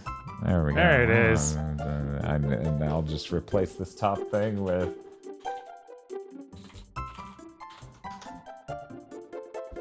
Hey Bob, I suddenly have to pee. Okay, it's not a very big spoiler, but Kiryu's a boss in that game. Yeah, okay, that makes sense. So, and this game takes place during Yakuza 7. Oh. To the point that the climax of this game is an event that's in Yakuza 7. It's just like you're seeing what Kiryu was doing during it. So this whole time I was like, please do the coolest thing in the world and end with that boss fight from Kiryu's perspective. Mm-hmm. But they don't do that. And I'm like, that would have been such an easy win. To just be like, here's the final boss or the post or whatever, however they wanted to do it. These 4 crackheads who are deluded themselves into thinking they're in Dragon Quest. I wanted to see what fighting those people is like. Yeah, because then you get to see just regular things they're holding when it's like they think that they don't know what they're actually doing. But I guess they figured that would be. I guess they didn't want Kiryu to punch the girl party member in the face, to which I would have just had her not fight in the Kiryu version of that. But yeah, it's kind of missed up my opportunity. Huh? Does Kiryu not fight women at all in any of the Yakuzas? Nope. In fact, that's explicitly why when he was at Sega, Nagoshi did not want Kiryu to be in Tekken. Huh. Okay. He's like, I don't want my guy to be fucking brutalizing women. He only fights guys.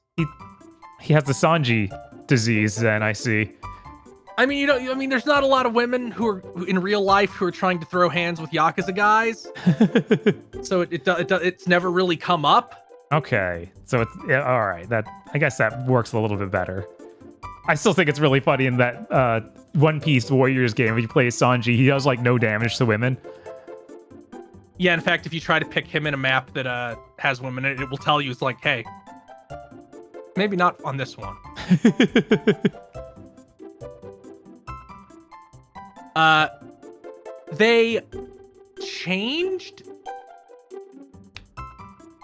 They changed the way the hostess clubs work, to which, for the record, I despise the host club minigame in all of these games. I never interact with the hostess club minigames in these games more than they force me to. Mm-hmm. In this game, they made them FMV. So they're really creepy. Yeah, when you told me that, I thought it was going to be like the girl was green screened out and put into the Yakuza world. Right. It's think. Like they got like a model in front of a camera in a hostess club. And like you can see the reflections of, yes, thank you. There's like a weird filter to smudge everything, and you can see the ring light reflections in her eyes. It's just really fucking creepy. Joru-san, I think it's really. Do you know what a streamer is? Do they dub this in English? It is not here. There is no dub in this game yet. Oh, what? It's going to be a post-launch update. Wow, I didn't know that. Wait, what's up? There's no dub in this? Apparently, that's kind of surprising. Huh. It's going to be a post-launch update. Huh. Did they like change the main voice for Kiryu or something? I mean, they changed it to Yang Yi. Yeah, I thought they might have changed it again. That's why I delayed it. They're like, we got to delay it. No, I just assumed they didn't care because this is like a budget title. Right. Yeah, I was just trying to figure out why he didn't launch with the dub, though, because it seems crazy. Yeah, sometimes they just didn't think people would want that, and they realized a little bit late. I would assume that they will not dub this because the Yakuza games, even Lost Judgment, the most recent dubbed thing, is full of shit they just don't dub. Mm-hmm. Like every character's bark. Right. Or the enemies. So I would assume that won't change. But maybe they'll dub this creepy thing. Her eyes are almost edging red enough where you could Photoshop them to be even redder and just make her crying Wojak. I don't know. There's just something like a colorist take it down. Would not. It's genuinely rotten. I still think it's really funny. The ring light not only shows up in her eyes, but also in her glasses rims. Oh yeah, of course. Yeah, I mean that's how you know she's in a music video, right? That's how you know. Anyways, here we go. Okay, it went away, Chris. You're good now. I wanted to beat the bonus boss that's in every Yakuza game, but the past couple games they've decided they needed some dog shit like Overlord-esque mode where Kiryu has a team and does a team battle, or like in the Judgment game's case, the Judgment guy. Yagami does a team battle, and those modes are always terrible, so I never complete them. I really wanted to, and then it's like, you're gonna need to grind up your guys to beat this challenge, and I'm like, I'm not doing that. Like, I'm not. And frankly, the fact you want me to makes me really worried for Infinite Wealth, a game that they are claiming is the longest game ever made. Yeah, they were like, don't death stream this, Dan, video games. And I'm like, how dare you? You can't tell me what to do. It's my Don't right. try and death stream this 120-hour-long game, Dan. Yeah, that's when we figure out and perfect the GigaBoots baton pass system. Is that where you die and then we don't do all that stupid shit you told us to do after you die? Yeah, You see, a normal person would expect the baton pass to be they pass the baton to sleep. No, Dan, when his heart starts to fail because he's been up for 72 hours, we'll call in Bob from the other room to give last rites and take over. Except Bob will just shut down the stream.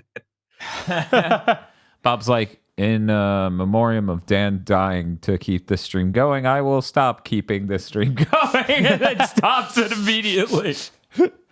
Like the second I hit the ground dead.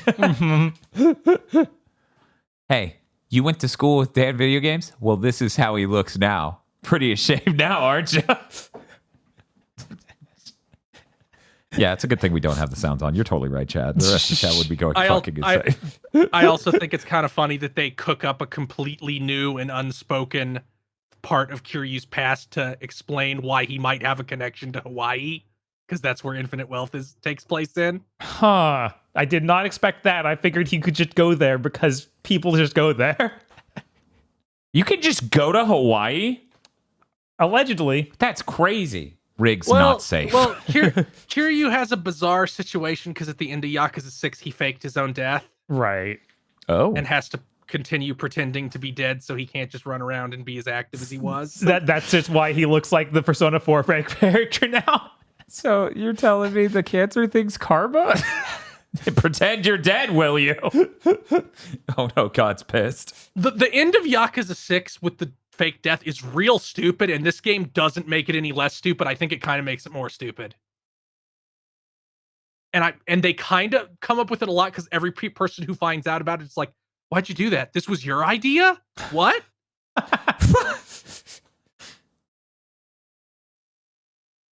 But I don't know. I'm kind of excited for the future of this franchise because there's nothing left. Like after this in Yakuza 7, there's like no plot hooks from the past left at all. It's literally stripped entirely clean. They can only do completely new shit from now on. Did Lost Judgment set up stuff for future games?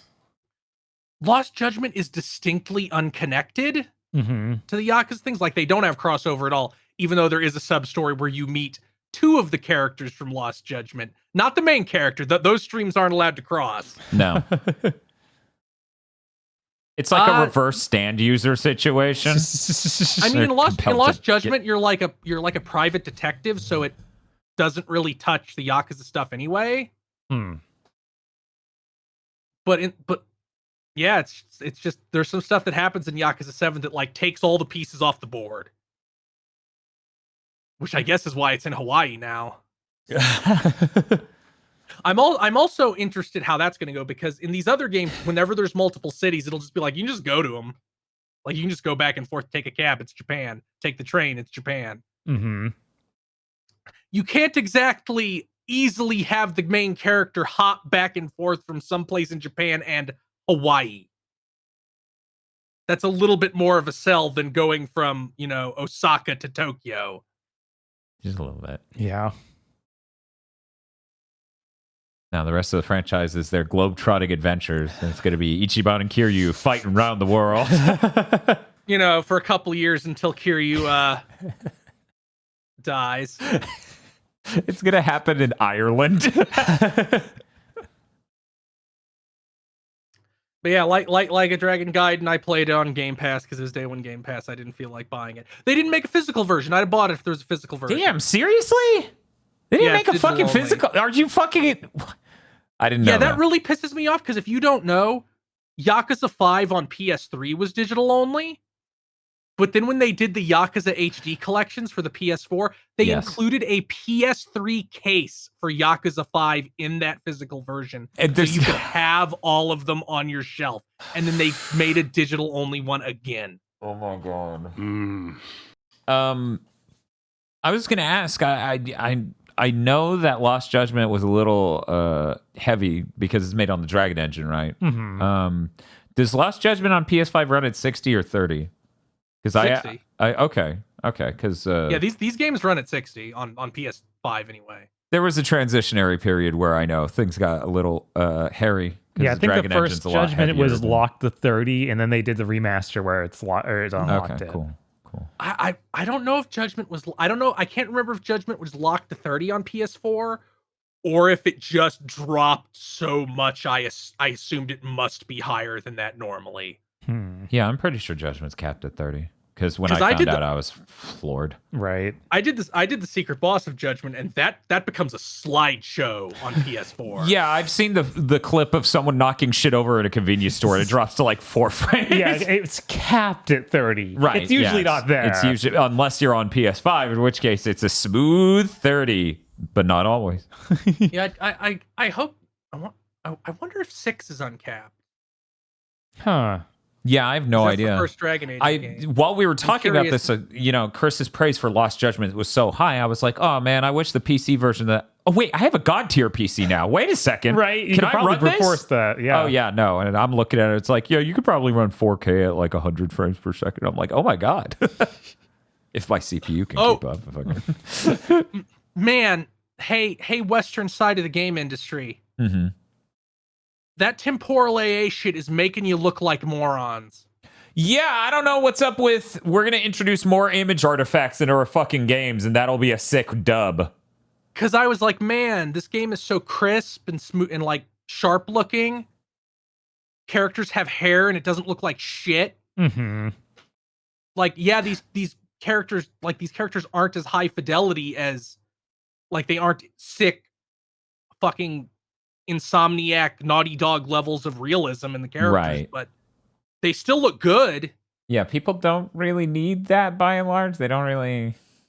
Yeah. There's still I think there's still some kind of temporal AA thing. It's just sane because there is a character who wears like a really furry coat in one scene, and that looks kind of bad. Like they look like a complete, like a jutting out white fur like coat, and that kind of melts a little bit.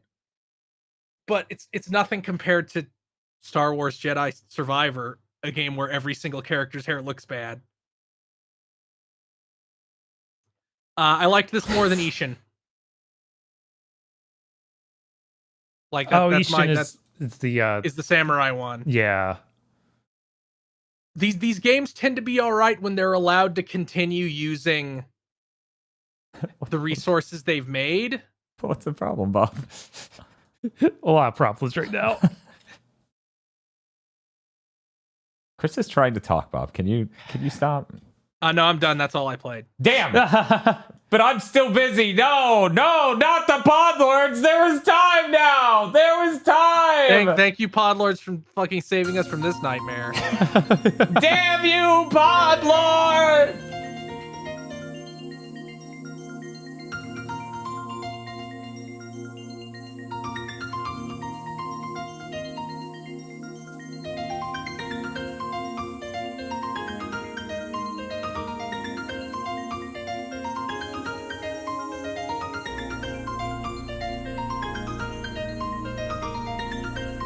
Yes, that's right. It's the damn Podlords. Podlords such as BN12, Ely Broyles. Bountiful blessings to you all. Red Blaze 27. Suzu Shiro. What? Rado. 101 Shades of Wonderful Remastered. WTF Spider-Man. WB found dead in Gotham. Dan and Bob, after being told they shouldn't attempt to do a Like a Dragon Infinite Wealth in a single sitting. Are you challenging me? DFW 3K. I just wanted to show the kitty again. It's a good kid. This is an adorable kitten. Muckbun, Shiny Mew, Kristen. I don't care about the presents underneath the Christmas tree. Oh my god. No. No. Kyle Bjork, Troy Baker has Homelander mannerisms. Ooh. No. Cooper Tank. I can need to watch the gold joysticks, I guess. Apparently, he's gonna show up in Mortal Kombat 1. No bid again. I've been reading Jujutsu Kaisen. Great series, by the way. Facts. Jesus. I see what you did. Oh, god damn it. Bob, can't another anime have a character with a chin scar? Feast your eyes upon this rat. Her name is Miko, and she is my daughter. Rat pick in Podlords last week. Go check it out. Indigo Sykes. Come on, Dan. Start off life in the new GigaBoots HQ right. Get the purple one. I don't have $250. Don't you think if I did, I already would have, right? It's such a perfect shade of purple. Why did they do this to me? I already bought your damn thing. Why didn't you make it the correct color the first time, you assholes? Evil Lucario. A raccoon that always enjoys some Yoko Shimomura music. Fair. Shinji16 would like to remind you that you matter, you are valid, and Padaru's before Thanksgiving are a war crime. Oh, Shinji, you're so right.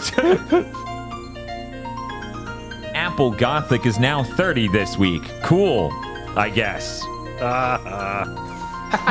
Welcome. Did you know if you're in your 30s, you're the same age as anybody else in your 30s because nobody cares about distinctions at that point? It's true. They just go, you're over 30. It could be one day over, and that's enough. The Super Mim. Saber, but current user was banned for this post. Oof. Oh, that's a harsh one. I appreciate the suit edit though. That's pretty strong. Right?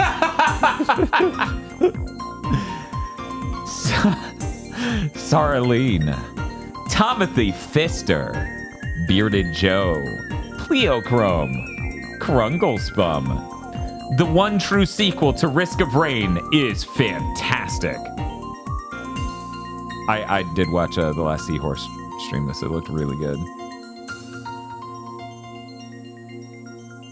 Have you heard this? Goodbye Volcano High was nominated for Games for Impact at the VGAs. Is the Meteor gonna accept the reward? Oh my god. We don't know what happened with that because the ending of that game cuts before it happens.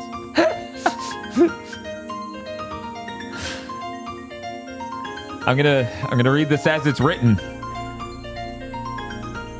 Maybe it's written like that. No, that is definitely not how that's spelled. I'm gonna say it anyways. Baldur's Gate 3. Final Fantasy 16 Eliza P when they see Starfield also in Best RPG category.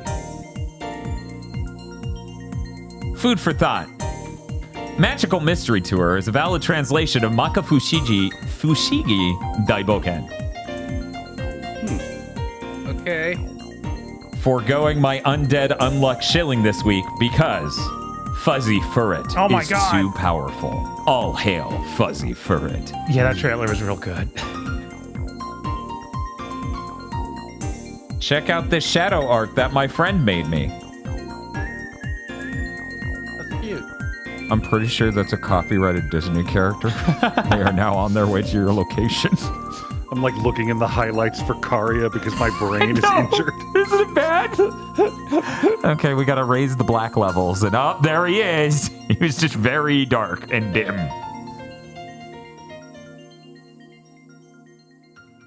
Saber butt. You're a wizard, Harry.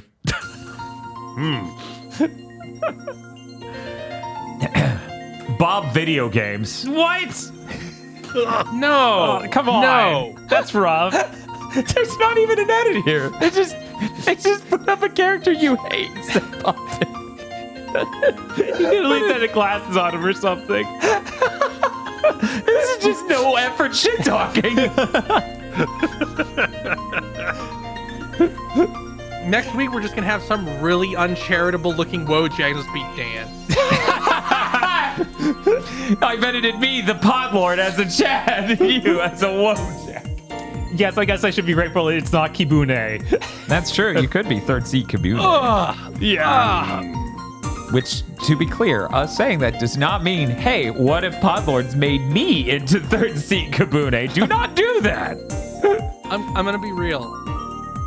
Jinkaria, funny at this point. Delightful character. I never want to have to fucking think about third seat Kibune ever fucking again. Yeah. I don't know. I gotta think about him setting on fire a few more times. Imagine how much you have, how fucking miserable of a character you have to be the loser rival to Kira. And there is no bit. This is just art of Black Knight 2000 pinball machine. Cool. Neat. But do I trust them? I mean, we need to look for the Karia one moment. I'm looking at that horse. I don't trust it. Yeah, the horse has white hair. I don't know if we should trust. Is there a chin scar? Let's check for chin scars. Two tones? No. Huh. Well, thank you very much to our Podlords. Thanks, Podlords. Thank you, Podlord. Thank you, Podlords. And if you'd like to become a Podlord, you can go to our Patreon at patreon.com/gbpodcasts. For as little as $5 a month, you get access to many benefits such as early access to Chugging, Bleach, and Pokemon Go to the Movies, our 2 monthly review podcasts in which we review episodes of Bleach or a Pokemon movie. One of those shows will continue until the heat death of the universe. The other will be done within a year. Which is crazy. Yeah. Imagine a podcast show that runs and ends in 2 years. What's that about? You also get assorted bits and bobs when indeed such bits and bobs exist for you to be given. You also fund a show this month will be a Patreon exclusive show where you get to vote on a good movie that we have to then watch and then talk about. Whereas next month, December, will be a bad thing that we just post publicly that we watch and have to talk about, and patrons will get a commentary track for that terrible thing. And it alternates in such a pattern. So January good, February bad, March good, April bad, and so on and so forth. That's patreon.com/gbpodcast. And if you don't have any money, it always helps us immensely to tell your friends, rate us on Thursdays, rate us on your with a T on your podcast app of choice, and like and leave a comment on this video on YouTube if that's how you listen right now. That's patreon.com/gbpodcast. We got some news. That doesn't sound like us. Yeah, I thought we were done with that. I left that life behind me a long time ago. Creed song starts playing. Oh, man. I don't know what news to talk about first. Does anyone have any strong inclinations? You know what? Yeah, let's start with Aggro. Hey, Aggro. Hey, Dan. We got some news with some new beautiful co-hosts. God. God damn it. Well, what's the Halo, it's so bad. I regret that more than some other human acts that I probably should regret.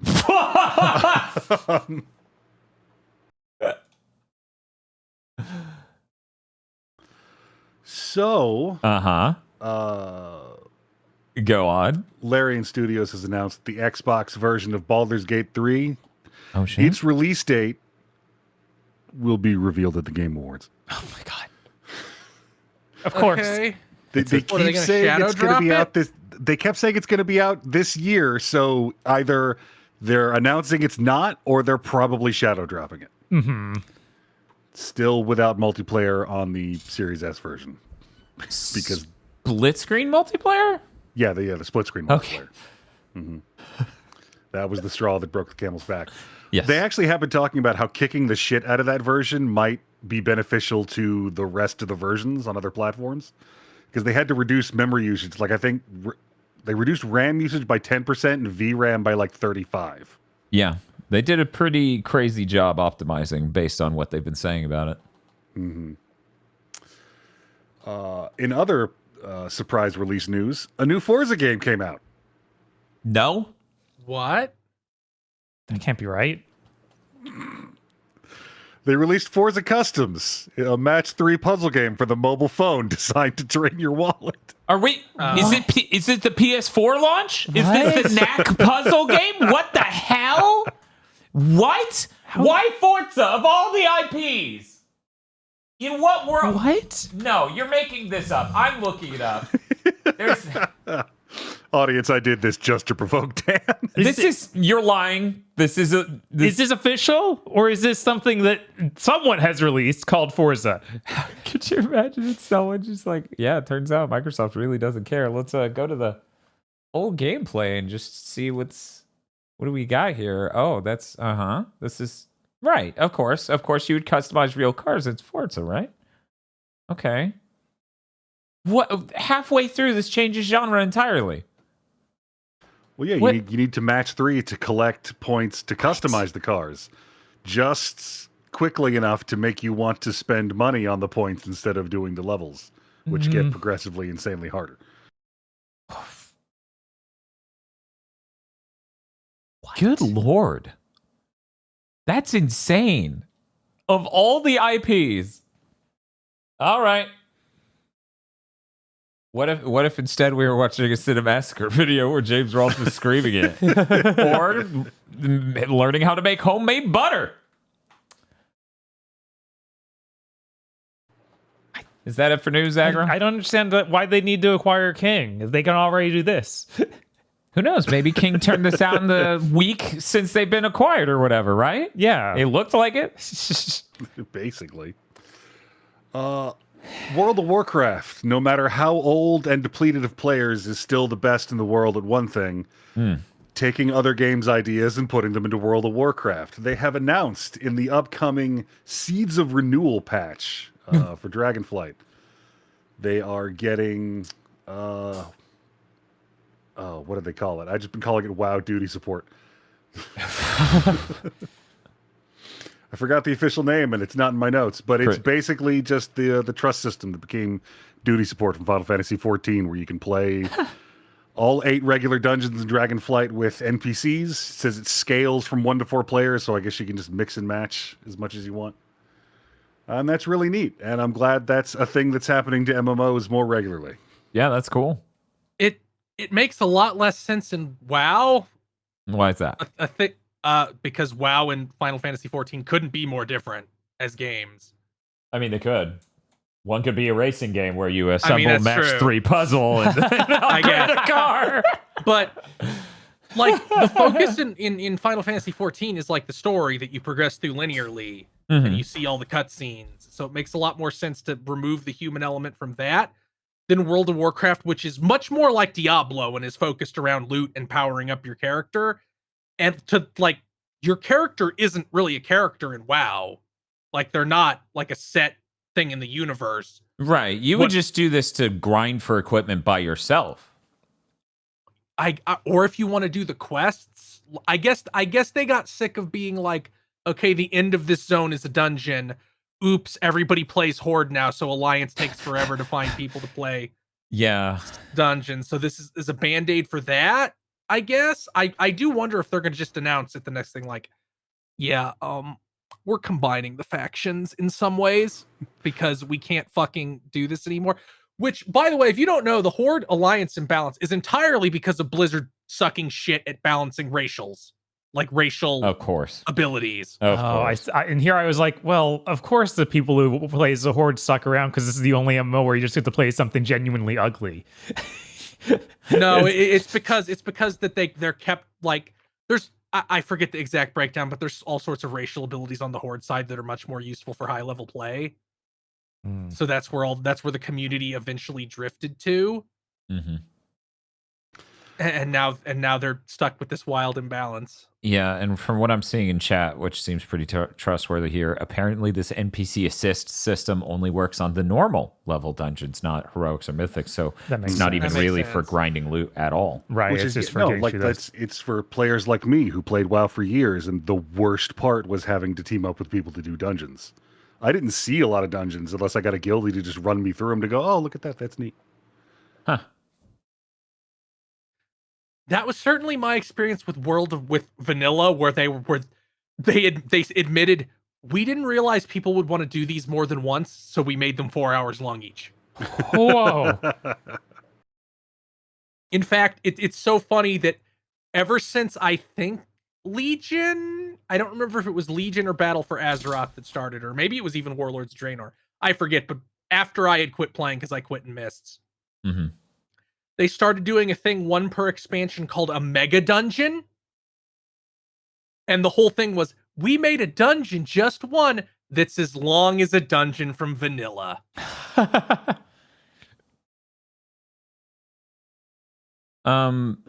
Let's kind of go to Bob's news next. Hey, Bob. Hey, What's going on? we got a new Tekken character announced. Yes. Name's Reina.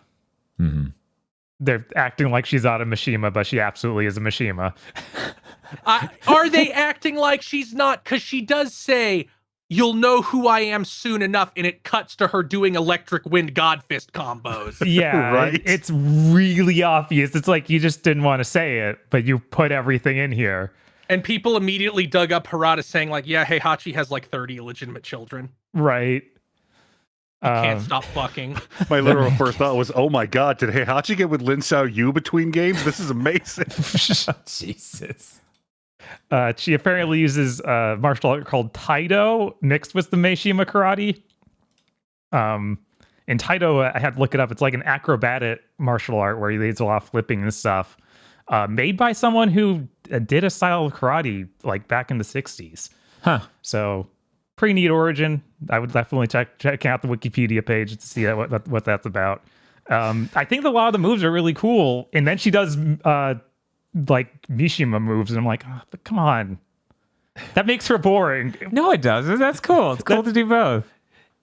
It just feels almost Echo Fighter like, where she has so many of the just here's a Kazuya move. I'm like, if she was just all unique, I'd be a little more excited. I don't know. I really like that kind of thing. Like, even though he's bad in every game he's in, I really love Rock Howard being the fusion of the Terry Bogard moveset and the Geese Howard moveset. Mm-hmm. I love shit like that. And like, I'm forever butthurt that we didn't get the M. Bison Balrog fusion with Ed in Street Fighter. Maybe that's what we'll get when they finally put him in 6, because he's supposed to be out before. I thought he was supposed to be out before the end of this year. Maybe not. Maybe he's a Black Friday special. Jun Kazama is in this game again, right? Like, yes. like Yeah. Jean's mom. Yeah, they already announced June. I wonder how the fuck they're gonna explain that. I guess you'll have to pay $70 to find out. I think stuff already came out about how, I'll be she fine. just didn't die. Like, what do you mean she just didn't die? She chose not Somehow, Jun Kazama has returned. to. Lee Chaolon looking destroyed on screen. I wonder if they'll do the Tekken Tag Tournament shit where she has some other weird monster gene separate from the devil gene. We call it 'Cause the frigid bitch gene. Can we 'Cause I come up think with a better name? No. Heihachi, you don't get think to name this. She turns into some shit called Unknown in those games where she looks like Mystique from X-Men. Huh. And I wonder if they'll implement that into the story at all, or just be like, no, that's just a stupid thing from Tekken Tag Tournament. It was a joke. What are you talking A about? game we concepted in less than an hour Right? or whatever. That was insane. They got it out, what, 3 months, 6 months, something Yeah, like the that? dev cycle was insanely short. They spent longer on the PS2 version than the arcade version, I think, because they tried to make it look nice. But then they made Tekken Tag Tournament 2, which was a real game. It had like 70 characters in it. Yeah, that thing's insane. Especially on the Wii U, Mm-hmm. where you could have the Mario outfits. In the Mario power-up, so you get real big. Ugh. I was, that's fitting as a transition point. I was going to say, as these mainstream martial arts styles start falling to the side, because there's so many characters already, Uh-huh. the new additions get weirder and more specific. Like a person who has spoken a fetish tag to you for the first time, you're just like, what is that? I'm scared. Taito? Right. What the fuck is... How horrible is engaging with this character going to be? Because you're like, it's like a sort of flippy thing, and I'm just like...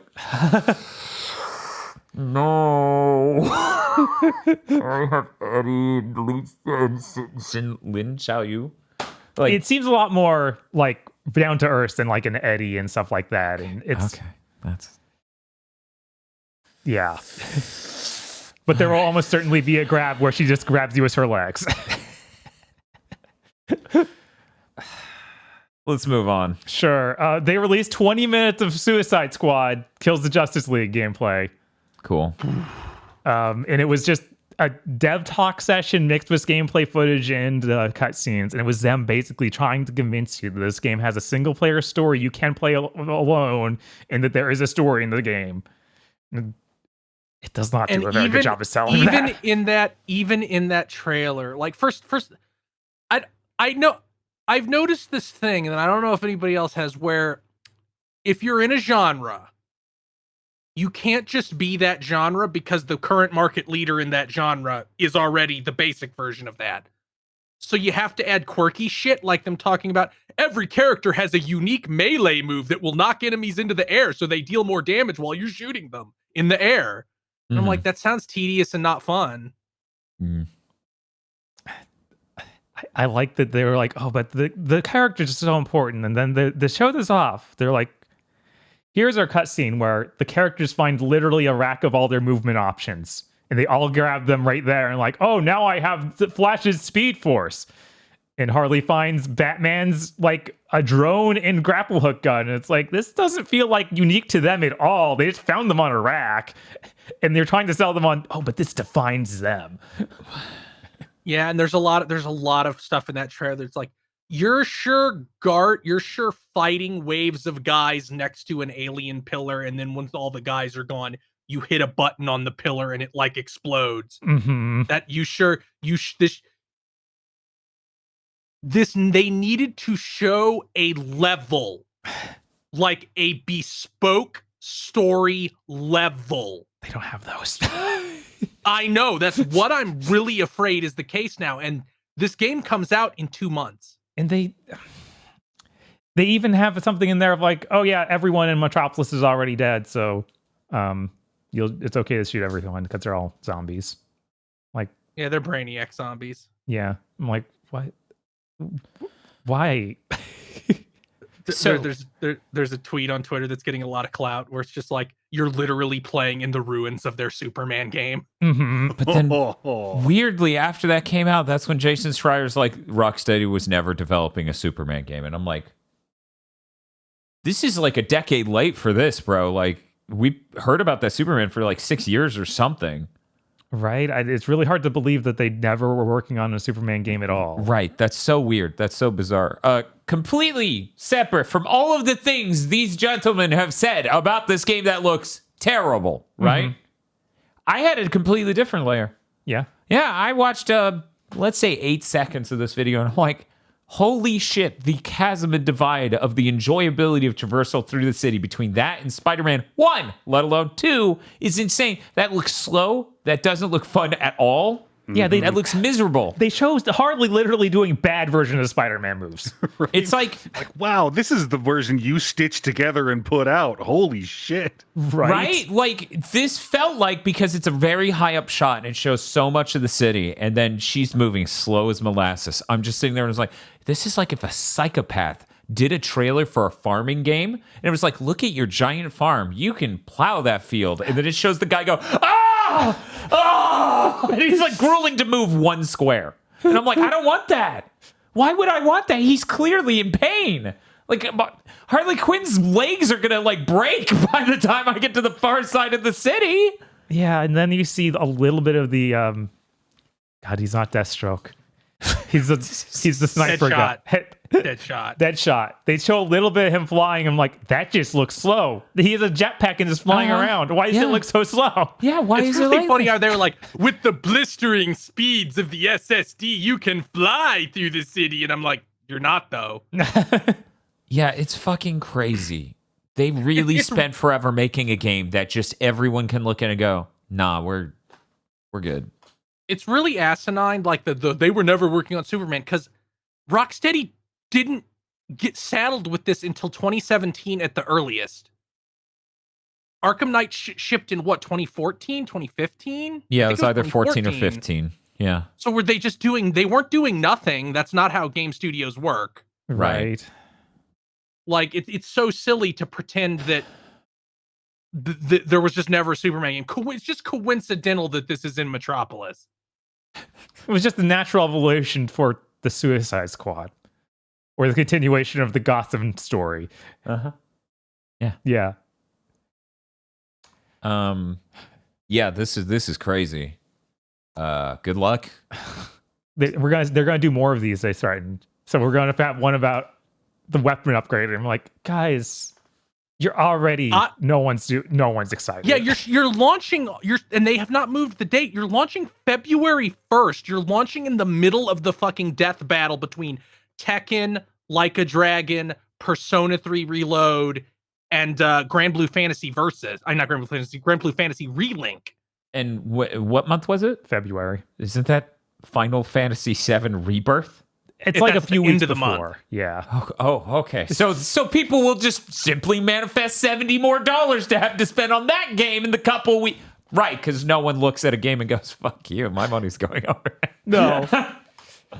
I mean, at least it differentiates itself enough from those by being the most Western of these things by a lot. Yeah. But here's the thing. It's not like it's going to get that Hogwarts Legacy buff of being politically important to the worst people on Earth, right, but also being tied to a childhood thing for a lot of people who love that IP. That's not what this game is. No. Like if this were the Justice League, it would. But it's not. It's the opposite of that. If they made a Justice League game that's a turd, it would sell like 4 mil. Easy. Right. I mean, that didn't work with Avengers. But we have plenty of Marvel content. I feel like we haven't gotten a Justice League thing in forever. I mean, what do you mean we get Injustice that ruined the brand forever? Also, to be clear, I think Marvel Avengers did sell 4 million. It just didn't sell enough to offset the insane development costs. Jesus, which is a different order of magnitude. But yeah, I don't think this is going to move for shit. Yeah, it'll probably do better than Gotham Knights, maybe. But like, it's so stupid. You should have just let him make another fucking or Superman game or whatever. Yeah, it's really unfortunate that completely self-imposed and spontaneously manifested the Western game industry has had their own Japanese game industry during 7th gen moment. Yeah, but it's not a technical problem. It's a fucking managerial issue of forcing people to make a game nobody wants for way too much money to hopefully become money vampires. Because simply exchanging money for your game isn't a top-level strategy enough. No, we need to work on the game for 8 years and then not just be able to do with this magic trick. We didn't win the lottery after that, strangely. Right? It's like, can cars fly? No. What if we spend $8 billion on the car and spend 10 years making it? No. We really have entered the space where most Western games coming out are like the Homer car. Yes. Yeah. Mm-hmm. I'm worried for when the consoles might become that too. Like, I feel like having to propose value over a PS5 or a Series X in the, 5 years exactly it's going to be, apparently, for the next gen consoles, will make them go insane and make the Homer console. Get ready for your next console to be built into the TV. Is Apple making it? I don't know. I feel like depending on the way things go, it might be longer than 5 years. I'm of the opinion it needs to be longer than 5 years. Because having a substantial upgrade in what the console's capable of over the PS5 is hard enough. We're getting a PS5 Pro next year, which is at minimum twice the GPU power. Right. And has other architectural efficiency improvements and will definitely have more bandwidth to the memory. There are just a number of fucking ways that it's like, good luck improving over this, assholes. Because the reason it was so easy for this to blow like the PS4 out of the water is they didn't try. Right. The reason the PS4 Pro could exist and also not try is because the PS4 didn't try. So now that the PS5 is the most try-hard fucking console you've ever gotten as a hardware design, not as a value price proposition, like it still punches really high for its weight because the GPU market and the PC marketplace is so fucked.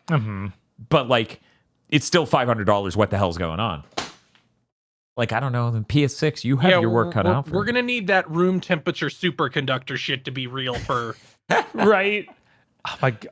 That would be Like sick. the we're gonna same need time- some massive breakthrough in computing technology to like meaningfully move from here. If the PS6 is just it's the PS5, but also it has the FPGAs in it, so you can have it play every single PlayStation game. I'd be yeah, no, super hyped, as we talked about before. That would do it. That would do it. There's a concerning thing in the field of graphics programming right now, and also in the slides for the next Xbox. And I need you to understand that I'm not going to explain it any further than this, but what if instead of rendering polygons and things, we had neural rendering engines? That's a thing going on right now, so... Your fake frames already look bad enough. I don't need any... What if fake reality? Yeah, I don't need that.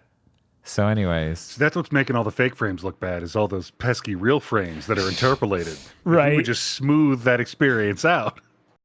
I got to say it again because I have a platform. Somewhat. Tiny platform. It's like the world's smallest soapbox I'm standing on, but I'm going to do it again. Frame generation looks bad.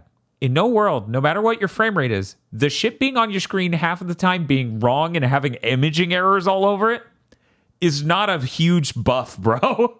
It's not a great situation. As Chris was bringing up earlier, even the Star Wars game without frame generation, just with temporal AA. looks this- horrible because Thanks, of it. FSR2. These FSR2 things we're getting, I'm like, this looks like a 7th gen game. Any like graphical bump across an enormous leap, this is like 20 times as powerful as the PS3, is lost because it looks so shitty and bad. Yes, it's not great. So the thought that neural rendering is where we're heading is even more.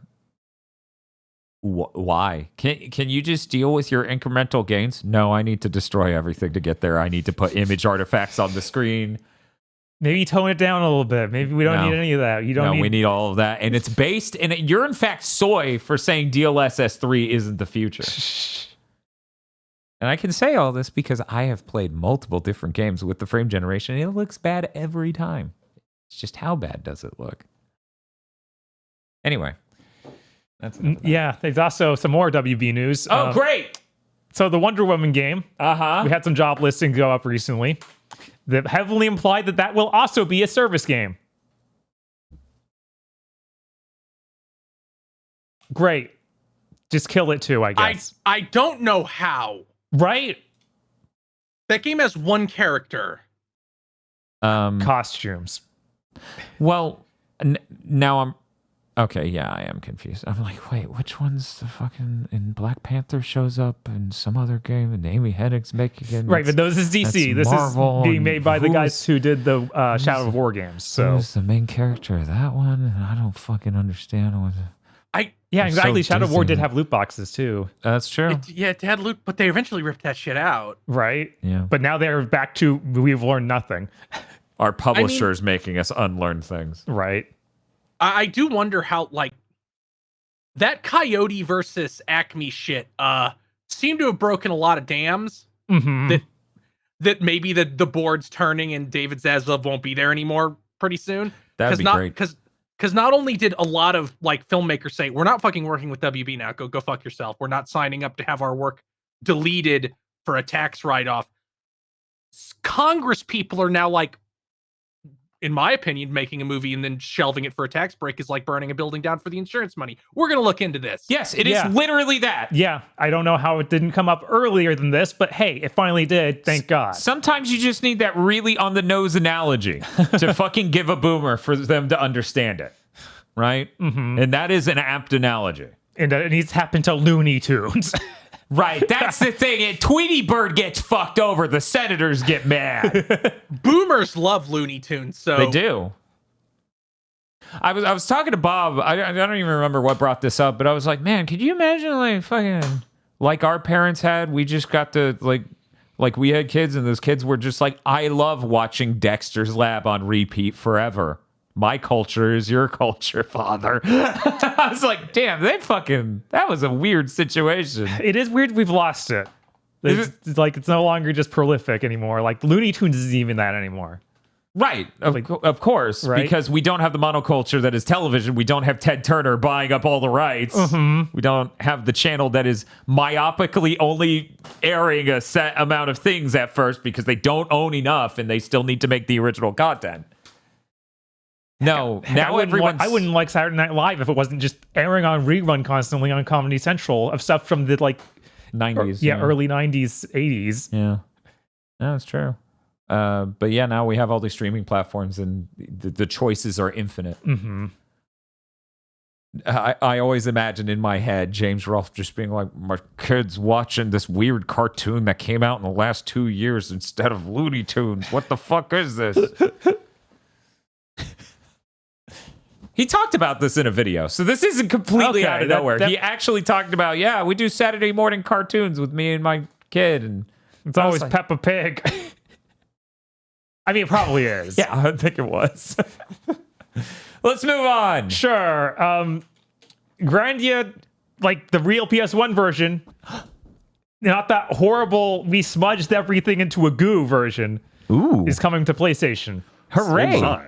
So PS4 and 5, it's in the back compat thing that they do. So we'll be on that PlayStation Plus. And hopefully you'll be able to buy it as well. There's a store page up. We won't really know if you can buy it until it comes out. So hopefully we remember to touch bases with y'all again. That will happen. Will it happen just in time? It will happen just in time for next week's big thing. Yeah, I will buy that frame 1 if I can. Because they need to know I want to buy Grandia, but they wouldn't let me. No, they stuck a gelatinous ooze between you and it. You bounced off every time trying to get to it. Right. And this, of course, does not have to. This is literally a port of it's the PS1 game, but it runs on your PS4 or PS5 at 1440p. Wow. Oh, what a concept. Groundbreaking. Yeah. It was an old thing, and then you gave it to me on a modern thing to play? How does that work? You're just as advanced as the Wii. I wonder if they'll have trophies. Trophies in RPGs are I know. Terrifying. Right? Did you craft every item? Is that you, Satan? We also found out there's going to be another Level 5 Direct. They call it Level 5 Vision 2023-2. That's a terrible name. It is. It's November 29th. This is, I assume, going to be their delay Direct. Because those games ain't coming out this year. No, Deca Police is totally happening. For people who don't know, the Level 5 Vision 2023, I suppose retroactively, was when we found out Level 5 is back. Right. They announced a lot of really hyped things during that.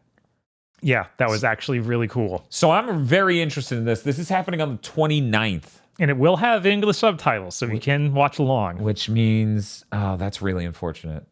We will have been dead for 5 days because Black Friday is going to happen 5 days before that. So that's so unfortunate. I wanted to see it, but I'm fated to die on Black Friday. Oh no, you don't even work retail anymore. What happened? I don't know. I just went to a gas station that had too good a sale on crackers or something. I fucking died. Got trampled. No, I don't even want the Nabiscos. They released a new trailer for that 7 Deadly Sins origin game that looked insanely fake a few years ago when we first saw it. Oh, that one! Yeah. The one with the bespoke swimming animation that looked like a movie instead of anything a game would ever... Yeah, so now this news trailer is there's clearly cutscenes and then there's game. Oh. And it looks a lot more down to earth than normal. Oh. So it's... Yeah, it looks like Genshin Impact now. Mm-hmm. Lost a lot of the hype. Oh, okay. This trailer was shown in an event that had 8 different trailers for games that just look like Genshin Impact. Yeah. Oof. So you're going to play it, Bob? Probably not. The big 7 Deadly Sins. I didn't like seven Deadly Sins at all. I'm going to review it for GigaBoots. I'll absolutely try it if it's free. I liked it when we reviewed it for GigaBoots. Then I watched one more episode after the fucking review and went, oh no. That was not tongue-in-cheek. So sad news today. Apparently, according to the union that formed for Sega America employees, they are now being threatened by Sega to have 40% of their workforce cut, and that's QA and localization. And that's all people who work for the union. So By outsourcing. yeah, by outsourcing. Yeah. So that sucks. Understatement. Yeah. Yeah, that's. I feel like that breaks some laws. Yeah. Yeah, that I believe they are bringing it up with the authorities who dictate those laws. So hopefully this gets worked Now out. is not a good time to be doing this, considering that the National Labor Board keeps being given more and more power to bash people's heads in. Mm-hmm. You picked possibly the worst time in history to decide to do this. Yep. And then my only other news I got is the VGA nominees got announced and everyone's angry, as usual. Oh, is that? I didn't hear. Didn't even notice. This is better than last year, where last year it felt like everybody's like, listen, we have to go to the fucking Mets game. We got to be out of here by 4. Just put God of War Ragnarok, Horizon, and Elden Ring in every single category. I don't know. This year I woke up and everyone's angry about what's an indie game and what's an RPG. Mm-hmm. And like, I could see the nominees were great. I'm going back to sleep. I don't fucking care. I do get the annoyance at one of the indie nominees being a Nexon published game from a studio with 180 people. That's absurd. That feels like it's going against the spirit of being an indie game. Entirely, yes. They're like, but it's 2D. Yeah, I think But the RPG one was funny because they describe what an RPG is, and then it's like something that Final Fantasy does not fit in at all. Mm-hmm. It's like something about character progression being highly important to the continuing story. And yet the Podlord was upset about Starfield. So as I said, like, or maybe the Podlord was just saying they were going to stomp Starfield. I don't know. Once again, not engaging. Right. We should talk about the much more important thing about the VGs, which I realized when the announcements went up but I didn't post, but somebody else posted it the next day. In the entire history of the VGAs, no Xbox exclusive has ever been nominated for Game of the Year. Yeah, that's just normal. Yeah. That's just normal. That's like the VGAs have been going for how many years? A shitload. Over 10. Yeah. And there were plenty of opportunities. They shipped better games back then than they do now, they did. which is something They I never got imagined Halo seeing. up there. They've never gotten Forza. No Ori and the Will of the Wisps. No Cuphead. Starfield wasn't nominated for Game of the Year. Hi-Fi Rush wasn't nominated for Game of the Year. Yeah, and I feel like that makes sense. Those games are not up with those the games that did get nominated. Like, It's just so insane. We have to constantly argue with people that about Xbox being terrible in that regard, and people get mad. And it's like, even the industry agrees. Yeah, no, the industry agrees until the moment you ask them to say it out loud. Mm-hmm. Yup. Like, everyone understands it, but everyone's too chicken shit to say it out loud because Western journalists are in the purview of the all-seeing eye of Microsoft. They will get blacklisted. They will ruin relationships just by being frank about, yeah, Microsoft is not competitive at all. That's why Sony's still able to charge $500 fucking for a PS5. Yeah. Because it's not just the price point you can be competitive on. There are other ways you can be competitive, and they're not competitive in any of those ways. Yeah, it's like we talked last week about how PS5 sales are 1-to-1 with PS4 sales. The PS4 regularly went less than 400 by now, and just cost less to begin with. Mhm. Yep. Yeah. Yeah, the launch MSRP was $100 cheaper. Do we even know if there's a good Black Friday sale for it? I've been searching. I can't see a single good Black Friday sale for crazy. the PS5. I can find them for the Series X, though.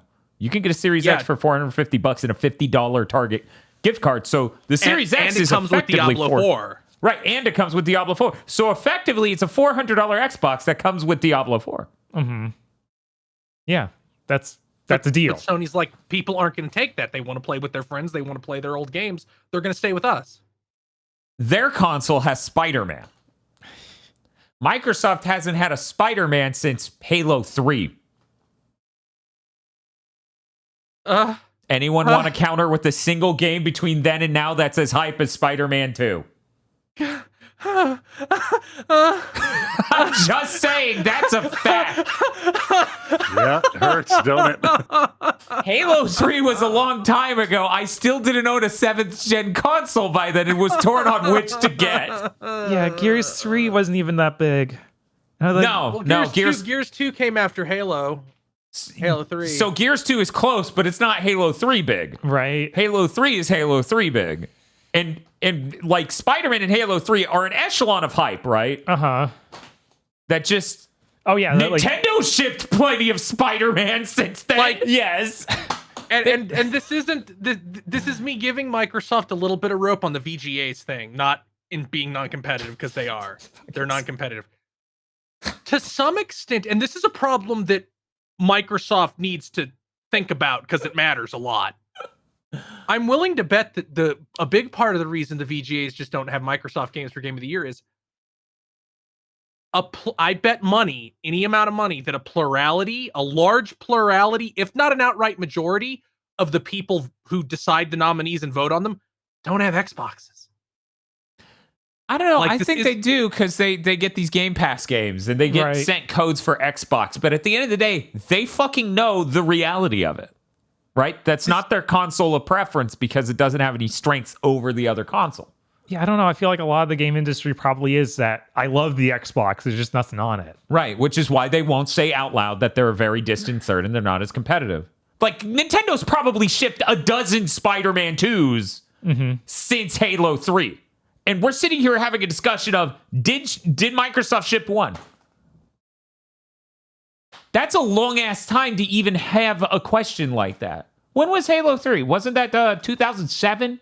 That was 16 years ago. Let me look at the list here. Nintendo has shipped. They shipped a lot of goddamn games in 16 years. Nintendo has shipped in the past decade. Just since the Switch came out, over 20 games that sold over 10 million copies each. If we get more strict, if we only count games that have sold about 20 million copies or more. They've only shipped 9 Spider-Man 2s on the Switch. That's all. I'd like to know if someone in chat said Cuphead. And I'm like, that's all 20 million? I don't think it did. Cuphead is no Halo stopped being 3. Exclusive. That's true, and that game did stop being exclusive. That game came to everything, but that studio doesn't even work with Microsoft anymore. Microsoft, I guess they had a choice and they chose Ori and the Will of the Wisp devs, and then a bunch of shit came out about how those people are scumbags. But they were probably cheaper to acquire. Probably because they have the international work group thing going on. It was all remote work. Right. Yeah. I don't know, but yeah. When was Ori and the Will of the Wisp? It was 2020. What the fuck is that studio doing? I don't know. They updated it for Series X, and then they also updated it for the Switch. They did the optimized Switch port. So that's really all they've been doing, as far as I know. That and possibly Crimes. Oh, they aren't owned by Microsoft, so they're apparently making something for private division. So they might not even be. What? Excuse me. What? Not even be Microsoft exclusive. You're telling me the Ori people aren't owned by Microsoft? We've had like years of conversations where we just all understood that to be real. Their Wikipedia page doesn't say like subsidiary of Microsoft. I might be. It might just not be. All right. Good. That's fucking insane. Okay. All right. Now we know. All right. That's okay. Well, anyways, you see that Matt Piscatella stuff where he posted on Twitter a lot of the sales stuff for games? No. Spider-Man 2 outsold Mario. What? That includes digital. That doesn't. If anything's gonna outsell Mario, it's gonna be Spider-Man 2, the biggest IP in the entire world. Right, exactly. Like, of course that would be the one, but I stared at it and then I'm like, but this can't include digital. And then I look at the replies and someone asked him, and he's like, it does. I'm like, that's fucking shit. That's pretty fucking impressive considering there's 3 times as many Switches in people's hands as there are PS5s. Right. Yeah, that's insane. But just because of that. Yeah. Yeah, no, I mean, any game selling as much as, let alone more than Mario, wonder of all things, is insane inherently. So anyway, that's crazy. Good job, Insomniac. Microsoft, please get it together. We need an industry that has actual competition. I don't think they can. Like, they've trapped themselves in the infinite maze with Game Pass and the Series S and all these other hideous decisions that were just random. Just to be clear, I'm what I'm about to describe, I'm not excited about. You know what's exciting, Bob? What's that? When in a few years, finances don't revert to that state they were for corporations for most of our lives, where it's like money is free. Like we stay in this money is real zone. Uh-huh. And then Microsoft has some horrible disintegration on the gaming front because their entire entrance and stayed residence in this field is based on, but money's supposed to be free. Mm-hmm. It's supposed to cost us nothing to do this. Yeah. I'm really not looking forward to the effects that will have on the industry. I feel like a lot of times when a horrible thing happens, it can have positive effects. You know, side effects, like weird things that happen because of that. But in this case, Microsoft getting out will not improve competition. No, unless it just leaves a vacuum and someone else takes it. Right, and that's the thing. And you got to think about who could be competitive enough to compete in that vacuum space. Because obviously someone could better than Microsoft. But Christ, I hope it's not Apple. I hope like I don't want to live in that timeline, but I do wish to observe it. No, it's true. Because if there's one thing Apple's not going to do, it is be exactly like everyone else, like Microsoft is doing in the most I can't stand out, otherwise they'll bully me way. There we go. That's a good analogy for how it feels with Xbox right now. They're like, I can't do anything outlandish in any one direction because then people will say I'm weird. No, be different. Do something unique, goddammit. Game Pass is unique. No, it really isn't. I can go to a library and check out free games. Like, yeah, I don't know. Anyway, yeah, be yourself, girl. Chris, let's do your news. Okay, we have one thing. NetEase Games establishes new studio Worlds Untold, led by Mass Effect series writer Mac Walters. Okay. Right. It has industry veterans that have also worked on BioWare games, and it has the audio director from Modern Halo. They worked on Metal Gear Solid before Modern Halo. That's interesting. By Modern Halo, I mean 4, 5, and Infinite. Okay. Right. Yeah. Those have a clear audio direction where I would assume, had you not said, yeah. So I don't know. We'll fucking see if they ship something in 5 years. Yeah, all these NetEase things, we just have to wait and see. Like either they'll all be bullshit and on fire and fall apart, or the Western publishers will go out of business. I don't. Do you think that this guy, having worked on the Mass Effect series, well, I guess he's just a writer, so he's not even the guy who maintains, like, gets them out. Like, he's not a producer or anything. I'm just thinking of like how those are they came out at various levels of train wrecks near the end, like Andromeda and stuff, and Mass Effect 3 also not being done.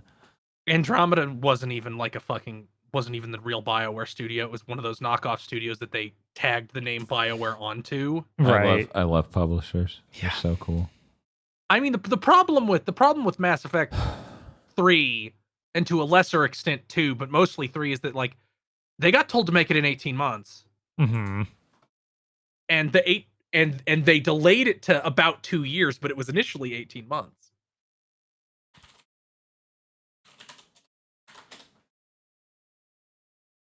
I guess that just leaves the Nintendo Indie Showcase. Okay. Let's talk about it. Sure. We found out more about that Shantae Advance game. So it's Shantae Advance Risky's Revolution. It's coming out next year. They showed that there's rotating environments, like you hit a button and then it spins the entire background. And also, you can go into the foreground and background like as separate layers. And a new 4-player battle mode, which looks really weird. Like there are all these little tiny, like imagine the sprite that's half the size of a regular Shantae sprite. Okay. And they're all in one big room trying to knock each other onto spikes in a rotating room. It's insane looking. So it's Blast Core somehow? A little bit. All right. But that's pretty hype. I'm excited to play a Lost Shantae game because this is the Game Boy Advance game that never was. Oh yeah, we were talking about this before we went live, but that has been announced to come to the everything. Yes, it's coming out to everything, not just on instead Switch. of just on a cartridge made by Limited Run Games. Right. Also, since this is a Game Boy Advance game, I assume it's not on Unity. We'll see. I would lose it if somehow they figured out a way. Right? It's like, yeah, Unity is our emulation layer. Hey, that wouldn't even be the first time, you know? Right. Then they went on to talk about Core Keeper, their game that's coming out summer 2024.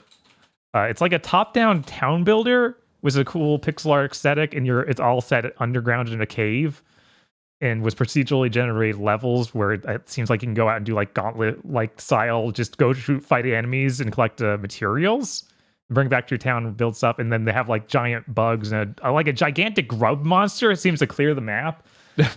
It looks pretty neat for being a all procedurally generated game. I was like, I might try this. The art looks nice enough and whatnot. And that was Core Keeper. Yeah, it's Core Keeper. Then they talked about On Your Tail. This is a furry 3D adventure game mystery. SWAT cats. Yes. SWAT cats. Oh god, is it really? It looks very SWAT Cats core. Just that they're that kind of furry. Okay, let me see. see. We have opinions. Yeah, on we need to whether- consult the furry experts. Oh, let's see. One moment. Wait a minute. Am I grouped into that? Wait a minute. Let's say no. Okay, thank you. Okay, let me pop up with one of the images that I think may exemplify this the most. One moment. No, go away. I don't understand. I'm getting a bit more of a tailspin energy here. I don't. They got like flight It was pretty tracking? Disney afternoon. Yeah. It's pretty, Yeah. They don't. They. Yeah, it looks. I feel like SWAT Cats is a lot more angular. Like they have the radical energy going, while the main girl in this looks a lot like the mom in Tailspin. Okay, I can see that. I was just thinking the lady from SWAT Cats, because she's less angular than the dudes. Oh, that's interesting. I don't remember how she looks. Have you been looking at art of her recently? Just gonna put this carpet over this hole in the ground. Anyway, it's set in a seaside town, and you can just live in the seaside town doing stuff like mini golf, or you can solve a mystery that's going on. Or you could, I don't know, save the day. Who fucking cares? It's called a narrative life sim, as they put it. All right. It's a timed console exclusive for 2024 on the Switch. Yeah. A lot of those during this of like, man, Switch 2, please come out. right? Like these indie games look neat. Why are you making me play them on this thing that can't run them? As a warning to everyone who probably cares, Super Mario RPG Remake does have frame rate problems at points. So, Of course. heads Of up. course. Heads up on that. I don't know how much overclocking a Switch would fix it, but I know a way to find out. I have a Switch that's now worthless. Another game they talked about was Howl. Howl? Howl. Howl? It's a tactics RPG with a like really sketchy art book looking style where it's just like line work and it looks really rough, which is kind of neat. And it's all about like trying to tactically move your unit around squares and dodge werewolves. Like werewolves seem to be the only enemy. And you play as a person who is deaf, and the way that you get turned into a werewolf in this universe is hearing them howl. Huh. So he's the only one who can survive it. That's really cool. And then there was a weird thing in there of like you plan 6 turns ahead and hope that you don't run into them. It's very strange. I don't know how that's going to work. They didn't really go into how that will work. Yeah, something about a prophecy angle. I don't know. I'm fascinated and really need to check this out. Yeah, I agree. This looks really cool. When is this? That's actually out already. The demo's out too. Oh, no. I went to Google to type in Howl, and before I could type game, it's like Pendragon. I'm like, not this time. That is, of course, the guy from Howl's Moving Castle, right? Oh, I think so. I think that's his last name. One moment. Now I am going to look that Haha. Now, yes. Now is the time. Ow, Pendragon. Yes.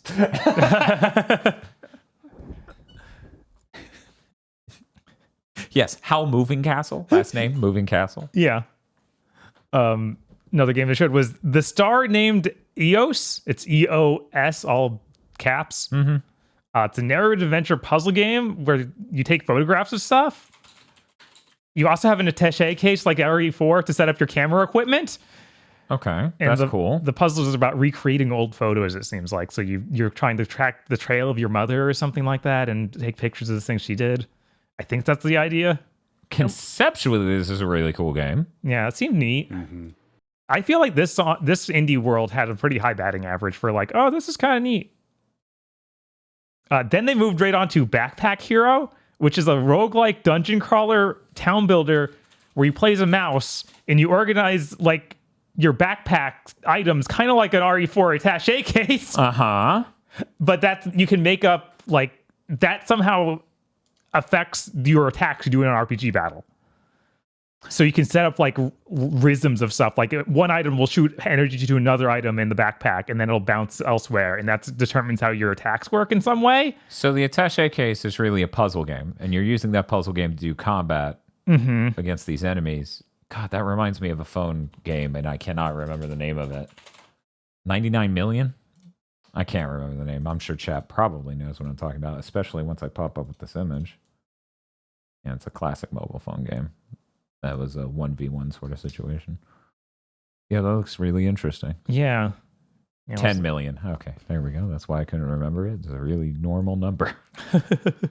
That game's good if you've never tried it. Blade Chimera looks really cool. This is a net game from Team Ladybug. Oh, yeah. Yeah, that looks sick. So the Toho Luna Knights, that Record of Lodos War Symphony of the Night game. And this is another game where it's like, oh yeah, you definitely want to be Symphony of the Night again, but this time it's a sort of cyberpunk near future thing where you play as an android fighting demons. So you have a assault rifle and then a magic sword that can cause time to reverse for certain objects, like in God of War Ascension. But yeah, they made Fair Adventure Rebirth and also Deedlit and Wonder Labyrinth. Yes. Yeah. And Toho Luna Knights. And Toho Luna Knights, yeah. Yeah, this looks sick as hell. Yeah. Again, spring 2024 timed exclusive or console exclusive for the Nintendo Switch. Hey, at least it'll probably run well on the Probably. Switch, I actually don't think I played Luna Knights on the Switch. I wonder if how it was. I feel like these games are usually pretty light. Right? Usually they're not insanely heavy. And oh yeah, I don't know if we covered it, but Luna Knights is finally coming to PlayStation in January. Oh, cool. I swear we covered that because it drove me insane that it took 9 years, 6 years, an insane amount of time. Man, Bob, this Blade Chimera game really is like the most hype Castlevania Symphony of the Night like since Paradiso Guardian or Guardian Paradiso, the gay sex Symphony of the Night. And just to be clear, that is not hyperbole. Go watch the trailer. God. That thing looks immaculate. That does look way higher budget than you would expect for is being a porn game. The porn is optional, though. Maybe you're all just good friends. But yeah, Guardian Paradiso is worth a look. It might show up on my Game of the Year list, and then I'll just yell loudly, but not the gay sex mode. Just to be clear. I chose the regular sex mode. That's there. I swear. Could you imagine? They're just like, they're all women now. And I'm like, okay, good. Oof, well, I was scared. Oh, I'm shaking my boots. Wow. maybe don't bring that to Game of the Year. We have a whole conversation, and then I get weirdly toxic, and I'm like, no, that's the only good mode of this game. Anyways, our sponsor, HelloFresh. Just go straight from one to the other. Jesus. And then I feel like the directs are taking a little bit of a downturn. We heard about a Highland song, which is all lowercase. I had to do work to make sure that it wasn't going to auto-uppercate that A in my document here. It's out December 5th. It's a 2D hand-drawn, like, side-scrolling platformer, which is more down-to-earth scale. You're going, like, across the mountains of Scotland, and it plays Scottish folk music. So it's got some nice vibes. It also has a bizarre, like, it seems like it might be a rhythm platformer too. They were really unclear on exactly how that worked, but there were like little lit up areas in the environment, and I'm like, okay, are you auto running and then hitting the button so that she climbs it when you run over that, or you need to actually platform around? Yeah, I would assume that first one is the case. Like this is 2D, like Assassin's Creed, sort of thing. So it might be neat. It's got like those vibes of the Scottish folk songs and stuff, and that can be good. But. No, chat. When I said they turn all of them into women, I meant all of them. I couldn't play as a woman in a video game. That's ridiculous. Oh, guys, you really don't get it. So anyways, I need to see this in motion. It could be aesthetically really interesting and compelling on that front, but yeah. The animations looks just a little worse than I would like it to. I assume that based on it being in the indie showcase. Yeah, and it does zoom out the camera in interesting ways. Like it zooms way out sometimes to show like a big vista. And that was a Highland song, which Bob, admirable effort making sure it was all lowercase. No one else did that on the entire internet. The logo did, but no one else did. Moonstone Island. This was a dungeon crawler deck building life sim. You have the gliders from Nausicaa, and it's set in a wintry setting. It was all joy was gone. I couldn't even. Did this make its way over from some other showcase, Bob? Did it invade? It has just enough terms and just enough generic witches? Were there witches, Bob? You wear a pointed cap, but it's more like a winter cap and not like a witch's cap, so it's not clear. Unclear the point of entry for this thing into the showcase.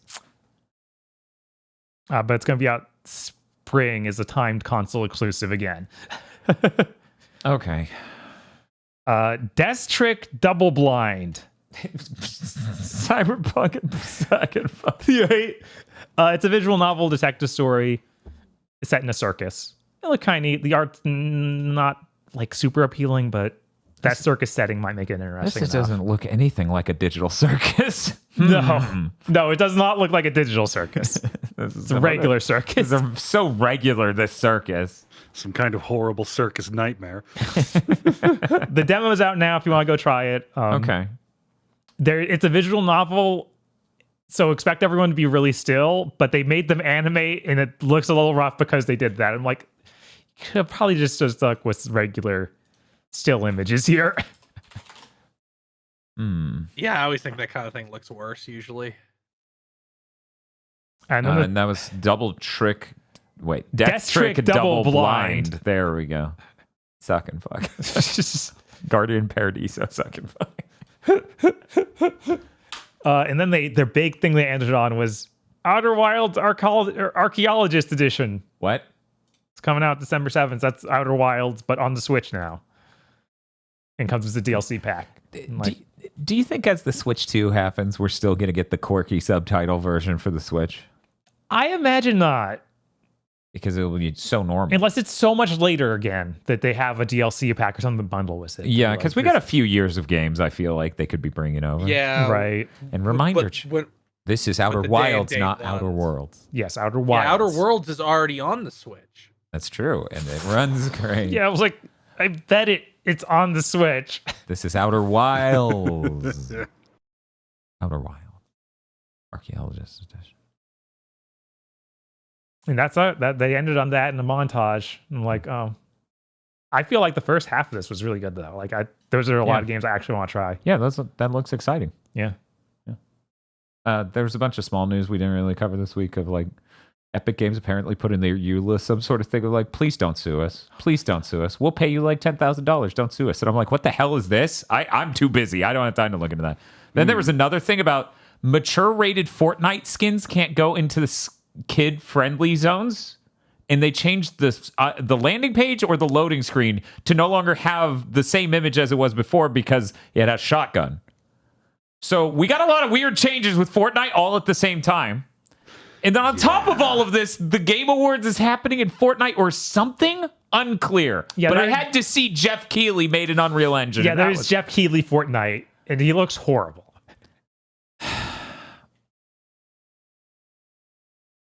Also, Digital Extremes had some layoffs. That's the Warframe people. Oh, that sucks. Yeah, we can't write about every. Yeah, I think that Embracer Layoff Group that also had a bunch of layoffs. Who did? Embracer Group. Oh, More? Yeah, I think that they Great. like announced 100 more or something like that. And it's just like it's going to be every week until they're gone. Yeah, it was God. today. Oh my god. They confirmed 900?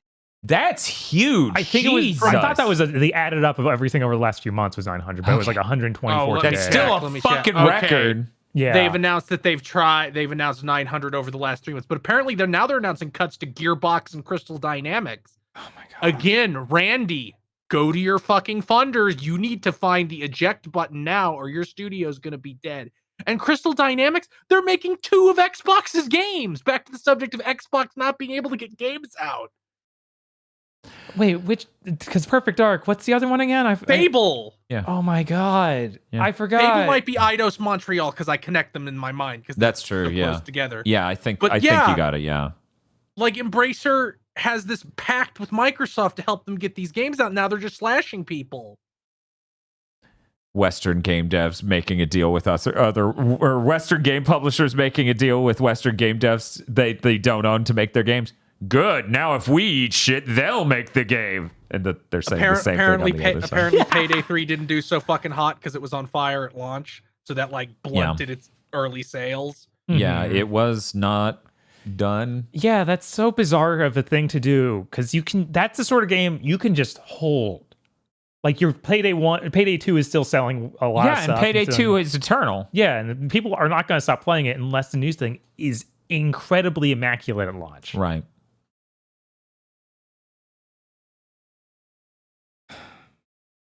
So yeah, there's just a bunch of things that were bizarre and crappy that happened the last second this week. Mm-hmm. So, what Bob and I are up to is moving out of the state. Yeah. Oh, But also, content-wise, tomorrow we're doing our Smash Bash, where we're going to invite a bunch of local people. Who knows how many will show up? This was very last minute. Because once again, I've spent a lot of time out of the state recently and on the road.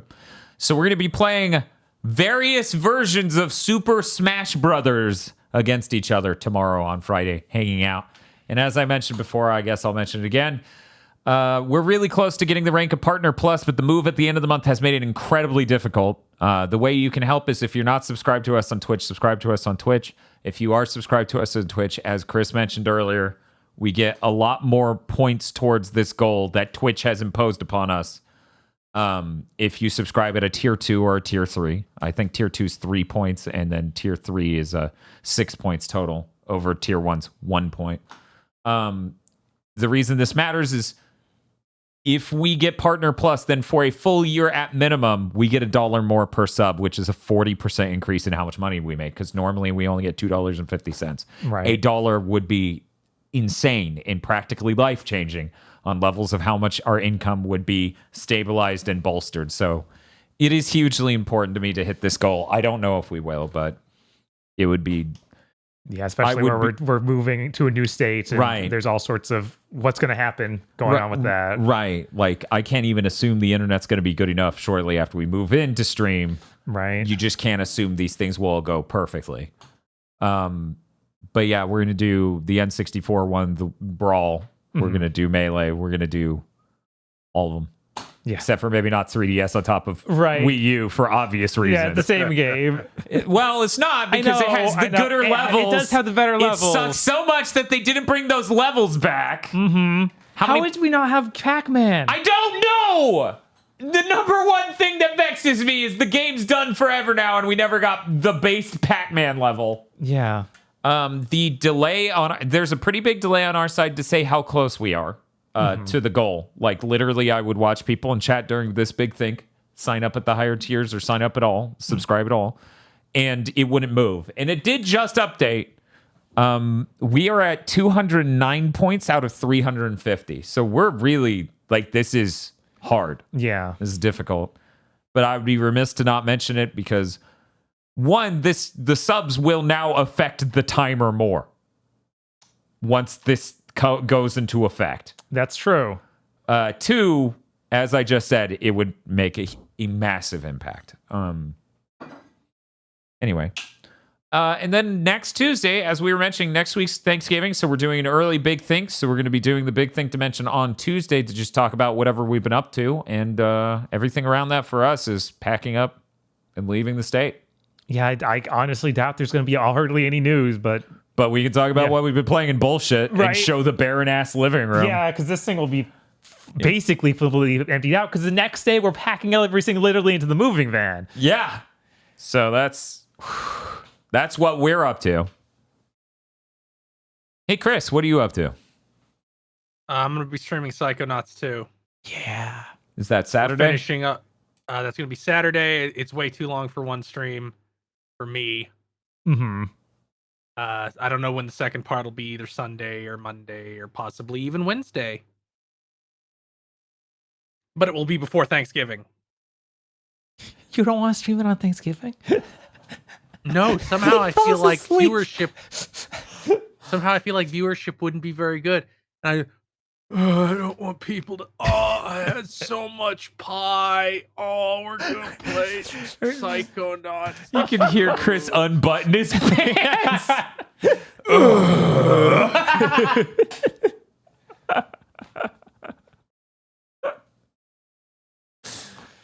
I'm excited for Thanksgiving. I got 2 Thanksgiving things going on, and both of them I get to be like, hey, what's up? Tomorrow I'm fucking leaving the state. You better appreciate my ass. Yeah, it is crazy how this has worked out. Of like, yeah, we're leaving the day after Thanksgiving. It almost seems like I set it up like that as a way to just be like, you better treat me nice at this dinner. But no, it just worked out that way. Because Tosh's dad, who's a professional truck driver, is going to drive this giant fucking U-Haul full of Bob's shit, my shit, the GigaBoots shit, and Tosh's shit all the way up there. Because he drives a truck for a living, and he offered it, and I was like, hell yeah, absolutely. I don't want to drive a giant truck across an interstate forever. Yeah. But yeah, so that's that, and I'm excited. I'm really excited. Every time I've been up there, I've been really happy. I've been like at peace. You know, I try to not talk about my current living situation on Big Think because, you know, you don't need to know. But I will be a lot happier up there. Unless the house starts falling on my head. Who knows? Entirely possible. Get up there, tornado hits day 1.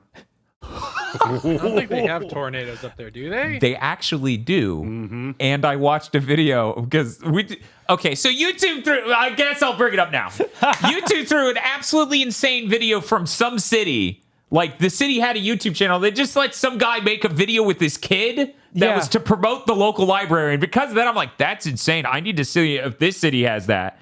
And I look it up, and they're like, yeah, this city has tornadoes. It's not that bad. Anyways, buy a house. And that's like the whole video. Yes. Anyway, that's it. Chris, you said you're doing Psychonauts Part 1 and 2 before Thanksgiving. Part 1 on Saturday, Part 2, ? Yeah. Did you have anything else you wanted to promote?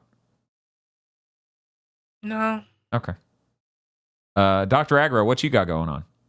I'm going to be dog sitting next week. So in addition to the horrendous time crunch looming down on us like a freight train, I'm going to try to play a JRPG while I have 2 full-size dogs vying for my attention. Oh. Cool. It's going to be great. That does sound pretty cozy. Anyways, that's going to do it for Big Think Dimension. See you Tuesday. Goodbye. Bye, everybody.